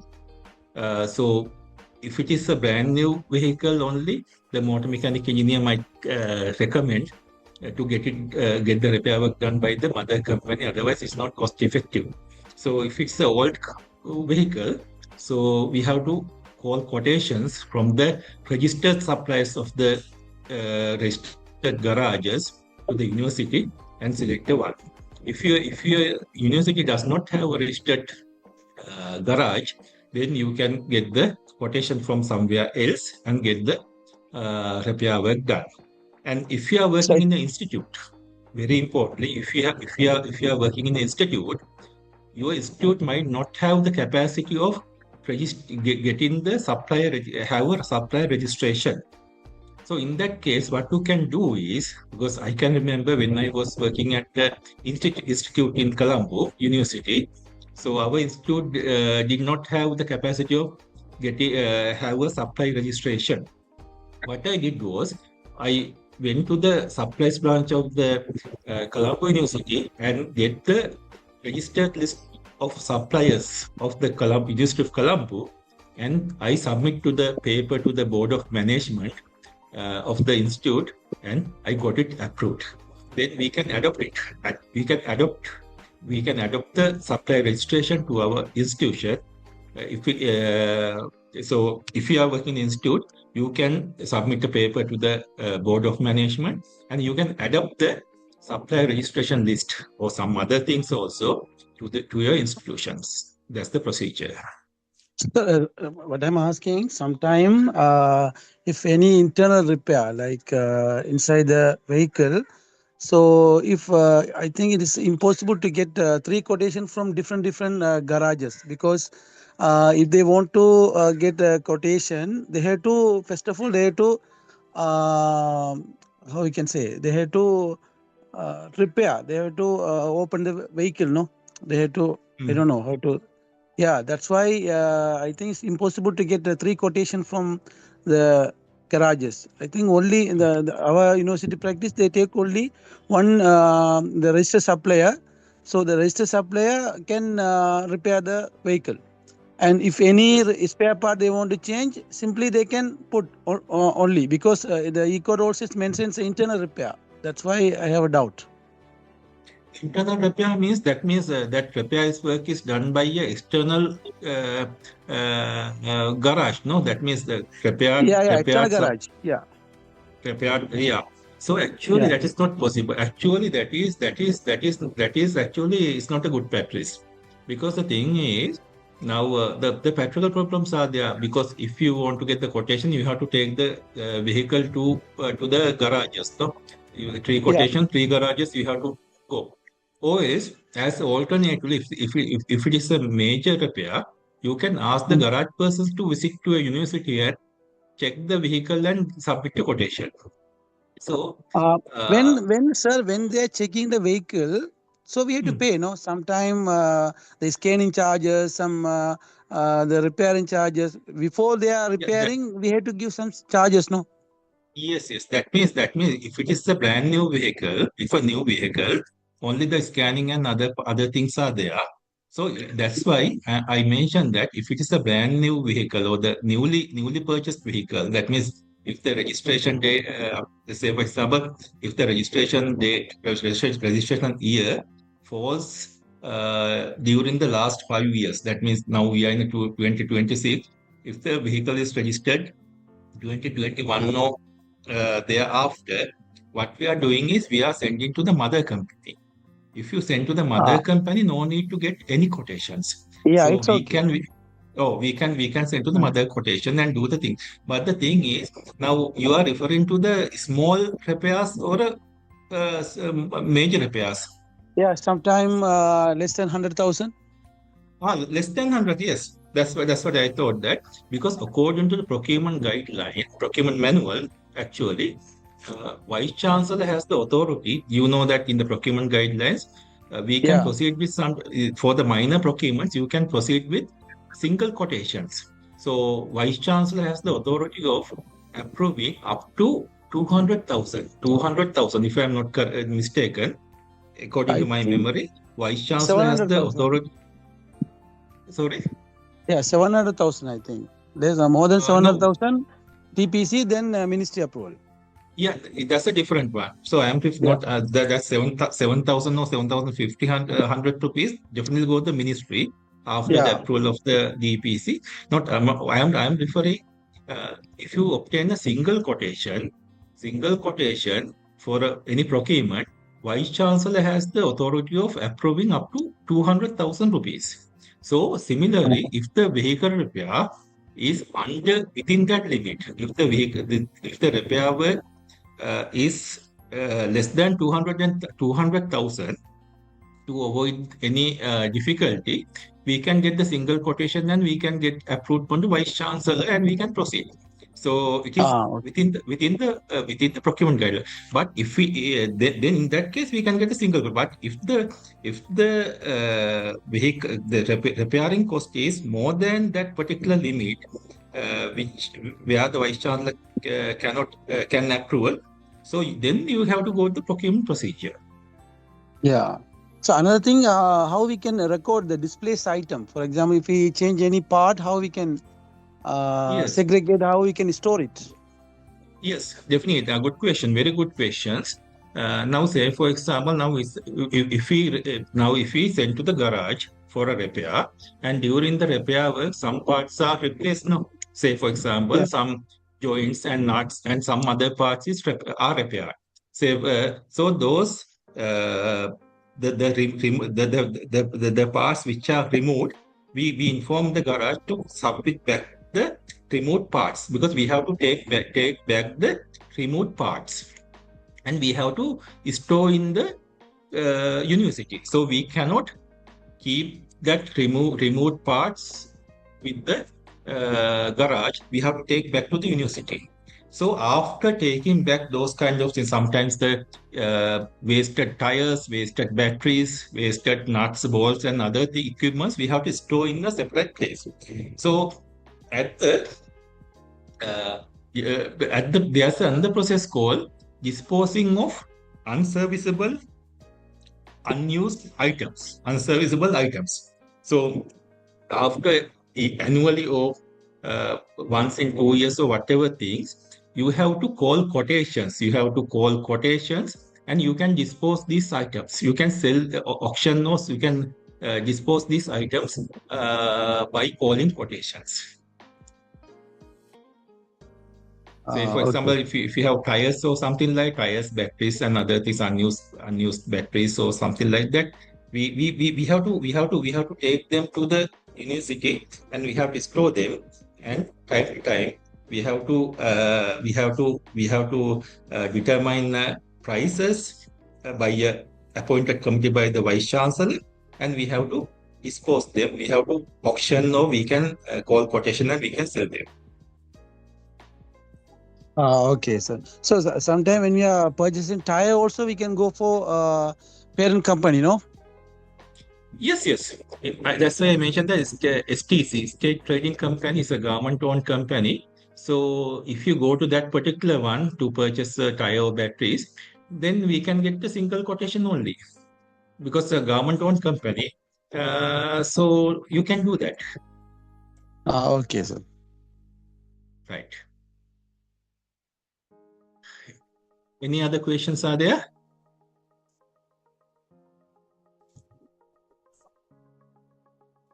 Okay, so I thought of conducting another one today. That means general administration process. I think more than 2.5 hours I conducted this lecture, and you might feel boring. Okay. Anyway, what I'm going to do is I'll share that particular slides with you. You can just read and understand. So these are the basic things that you have to understand about the managing of vehicles. Now I think you might have some kind of understanding how to manage the vehicles and what are the things you have to remember as an officer in charge of vehicles. So I can share these slides with you. And if you still have some doubts, you can ask right now, or later on also you can ask if you have any doubt. So thank you very much for Oh, participating in sir, this session. sir, give me a few So seconds, sir. that, Sir, am I yes, audible? Give me a few seconds, sir. yes, I can hear you. Yes, sir. Yeah, thank you, sir. And three participants informed to you, sir, that they were unable to attend this valuable session because they had to travel from their hometowns to their newly appointed university. They also politely inform you that they would listen to the recordings at the later time. And mm, give me few seconds to speak in our mother tongues. අතවසීමන් sir මේ මොකකරි ප්‍රශ්නයක් ගැටලුවක් වාහනය පිළිබඳ first of all I must say that the properties වල ගොඩාක් විශ්වවිද්‍යාල properties වල ගොඩාක් භාවිතා වෙන්නේ වටිනම දේපල තමයි වාහනය කියන එක කියලා මට දැනගන්න ලැබුණා. ඒ වගේම මොකකරි ගැටලුවක් ආවොත් පමණක් පෑ භාගයක් වගේ අති වූ ගැටලු ටික විසඳන්න දැනුවත් කරනවා වාහනය පිළිබඳව දැනුවත් කිරීලා කරනවලු හැර වෙන මේ තරම් සවිස්ත්‍රාත්ම විස්තර ලැබිලා නැහැ විශ්වවිද්‍යාල පද්ධතියට. මම චුට්ටි දෙයක් කියන සර් දන්නවා මම අපි කීප දෙනෙක් කියනවා මම ග්‍රන්ථ විද්‍යාව පිළිබඳව විතරක් දැනුම වැඩිපුරින් තියෙන කෙනෙක්. ඇත්ත වශයෙන්ම යම් මට්ටමකට විතරක් සාමාන්‍ය පරිපාලනය පිළිබඳව දැනුම තියෙන්නේ. සාමාන්‍යයෙන් ඕනම සෙෂන් එකක් පවත්වන්න කලින් ඒ සෙෂන් එක පිළිබඳව සමහර විශ්වවිද්‍යාලවල මම විමසලා ඒ කරුණු වලින් දැනුමෙන් සන්නත වෙනවා. ඒ අනුව මේ හැබැයි ආවල් විශ්වවිද්‍යාලවලත් මේ තරම් හොඳ සවිස්ත්‍රාත්මක සෙෂන් එකක් මේ වාහනය පිළිබඳව පවත්වලා නැහැ. ඒ වගේම තමයි විශ්වවිද්‍යාලවල පළවෙනි වතාවේ මෙවැනි ශේෂණ එක පවත්වලා තියෙනවා. මේ තරම් වාහනය පිළිබඳ සවිස්ත්‍රාත්ම ශේෂණ එකක්. ඒකේ අනුව සමහර ගැටලු තියෙනවා ඔබතුමාගේ ආණ්ඩ. I'll ask the question. Give me the another seconds. உண்மையில இந்த மாதிரி செஷன் உண்டு எப்பயுமே நடைபெற்றில்லை. ஏதாவது ஒரு பிரச்சனை வந்தால் கொஞ்ச நேரம் ஒரு அரை மணி நேரம் half an hour மாதிரி ஏதாவது செய்வாங்க யூனிவர்சிட்டியில். அது மற்றபடி நான் மற்ற எல்லா யூனிவர்சிட்டிலையும் கேட்டேன். நாங்கள் பெரும்பாலான யூனிவர்சிட்டியிலையும் கேட்டேன். நான் நூலகவியலை பற்றி மட்டும்தான் எனக்கு தெரிஞ்சிருக்கும். பெரும்பாலும் சின்ன கொஞ்சம் தான் தெரிஞ்சிருக்கும் மற்றதுகளை பற்றி, மற்ற அட்மினிஸ்ட்ரேஷன் பற்றி. அதால் நான் சில பல்கலைக்கழகங்களை கேட்டால் இப்படி ஒரு செஷன் நடைபெற்றதே இல்லை. அதால் இது முக்கியமானது. எல்லாரும் கேட்டுக்கொள்ளுங்க. Sir, I'll ask some questions, sir. Yeah, furthermore, the clarification would be greatly appreciated, sir, on several related matters, sir, including whether a driver is, this is the first one, whether whether driver is required to remain on duty for an officer on 24 hours basis. Is it possible? The driver is required to remain on duty for an officer on 24 hours service, 24 hours basis. The second question is the procedures and criteria for the recruitment of operators or drivers for grass cutting machines, 4-wheel grass cutting machine. The third one and last one, the applicable rules and regulation and legal provisions governing 4-wheeled grass cutting machine. That is the same one, 4-wheel grass cutting machines, and the meanwhile the other one, the last one. This is the last one. That's the second one. The last one, the maintenance procedure for 3-wheel vehicles and the methods by which their riders are recruited and appointed. What's the method? Is their method? Those are the problem. We should clarify that. Is it possible, sir? Yes, definitely. Good questions. That first one is now whether the drivers could be occupied on duty for 24 hours. Actually, it's not good. It's not a good practice. Yes. So we know that drivers are human beings, so therefore they need to have rest. At least now, according to the medical, that means according to the medical practitioners, they mention that at least a person needs 7 to 8 hours sleep per day. So therefore, otherwise he might not have the full attention at the following day. So therefore, the drivers also need to have 7 to 8 hours of sleep. So therefore, if you want to go on a long journey, say for example from Colombo to Jaffna or Jaffna to Colombo, something like that, it takes about 10 hours. 10 hours. So after arriving from Jaffna to Colombo, something like, we have to give the driver to proper rest. So because I can remember once in a university, in one of the universities, there's a trip scheduled to the Batiklo, something like that. Batiklo, from Colombo to Batiklo. So, and they schedule to come back from Batiklo, schedule at same day. Morning, driver goes to the Batiklo, and after the work done from Batiklo, he has to come back to the Colombo once again without no proper rest. So therefore, in such cases, actually it is not acceptable. So the approving authority should see these problems. So if the time, they have to see the time distance, and if the driver does not have a proper rest, they should not approve it, because at least drivers should have a proper rest about 7 to 8 hours per day. So therefore, occupying 24 hours a driver is unacceptable. You cannot do that, because even a security staff member cannot occupy more than 25 hours at stretch. So you know that if a security personnel is occupied more than 24 hours, the following day he should be given a rest.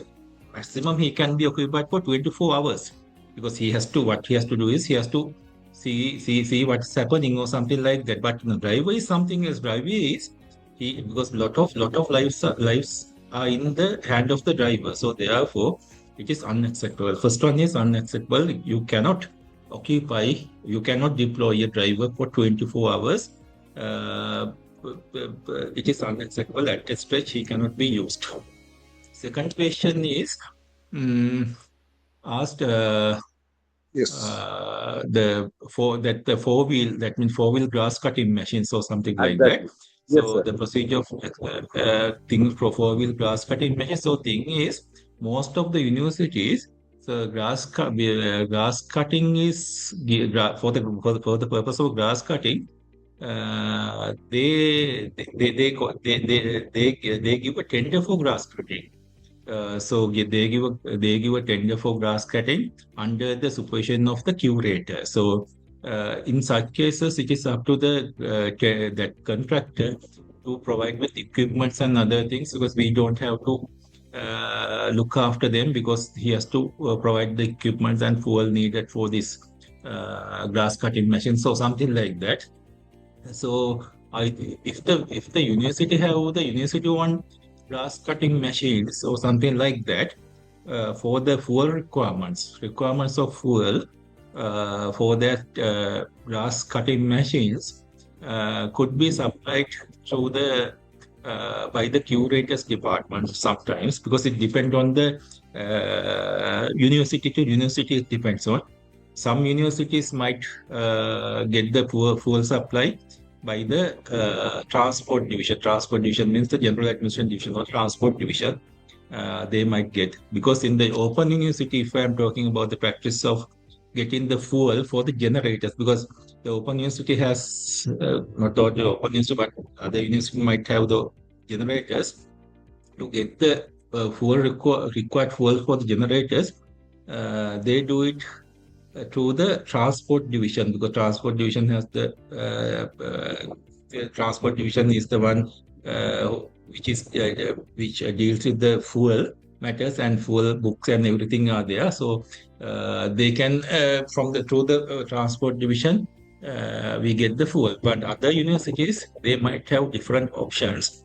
The best thing is, if there's a fuel requirement, it's always better to get that requirement through the that general administration division, or the division in charge of the vehicle management is the best option, because they can keep the records of the fuel supplied for vehicles and other departments. Third one is the question of the recruitment of drivers and other things. For the recruitment of drivers, now according to recent government regulations, all the appointments are made, all the recruitments are done by a open advertisement. That means by a newspaper advertisement. That's a very good practice, because that's one of the positive signs I have observed during the recent years. Because the thing is, these recruitments are not done by a minister's list or whatever thing, by your open advertisement. Then we have a chance to get more qualified and more talented people. So in drivers also, we recruit through a open advertisement, and mainly they should possess a heavy vehicle license, and they according to my memory, they should have a 3 years experience of driving, and more than 21 years or something like that. They should possess most probably the heavy vehicle driving license, and they should be with the good medical condition.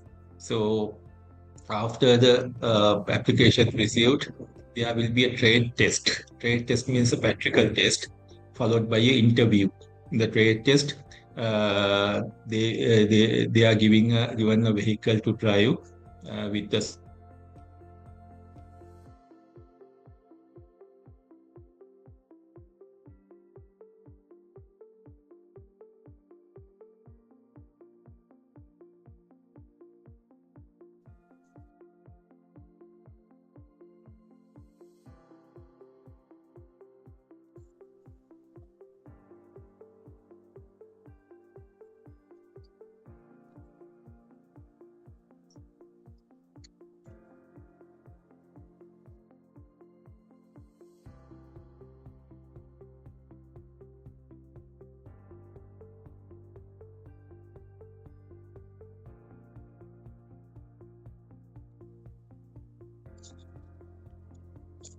Okay, sorry, there's a power cut. That's why the connection got lost. Now I connected to my mobile phone. Okay, sir. So recruitment is done. Now the power is back. That means the recruitment is processed like that. So that's the way of recruiting. I cannot remember other two questions you asked.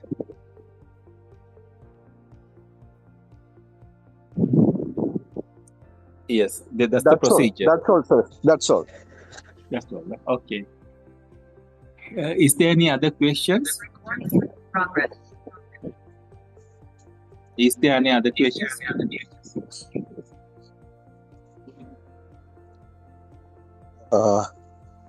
Thank you, sir. It seems that's all the questions, and especially today, I should thank Mr. Mohammed also. We also got some points from your doubts, and thank you very much, sir. On behalf of all of us, we extend our heartfelt gratitude for the comprehensive and precise explanation provided regarding the proper utilization of vehicles by senior officers within an institution such as universities and UGC and higher educational institutes campuses. Thank you, sir. The purpose for which such vehicles may be used, the governing rules and regulation, as well as the limitation and responsibilities associated with the use. Thank you, sir. I think so. This is the first time you deliver the certain lecture or seminar, the workshop. Until that, we do not have the such a session. Thank you very much, sir. Thanks again, and thank you, comrade Rohit Herath and other organizers. Thank you very much. Thanks again, sir. Gunasekara sir, thanks. Thank you very much. Okay, sir. Thank Good you. night. Thank you very much. Thank you, Mr. Thank you, Mr. Mukti and everyone. Thank you so much. Have a nice day.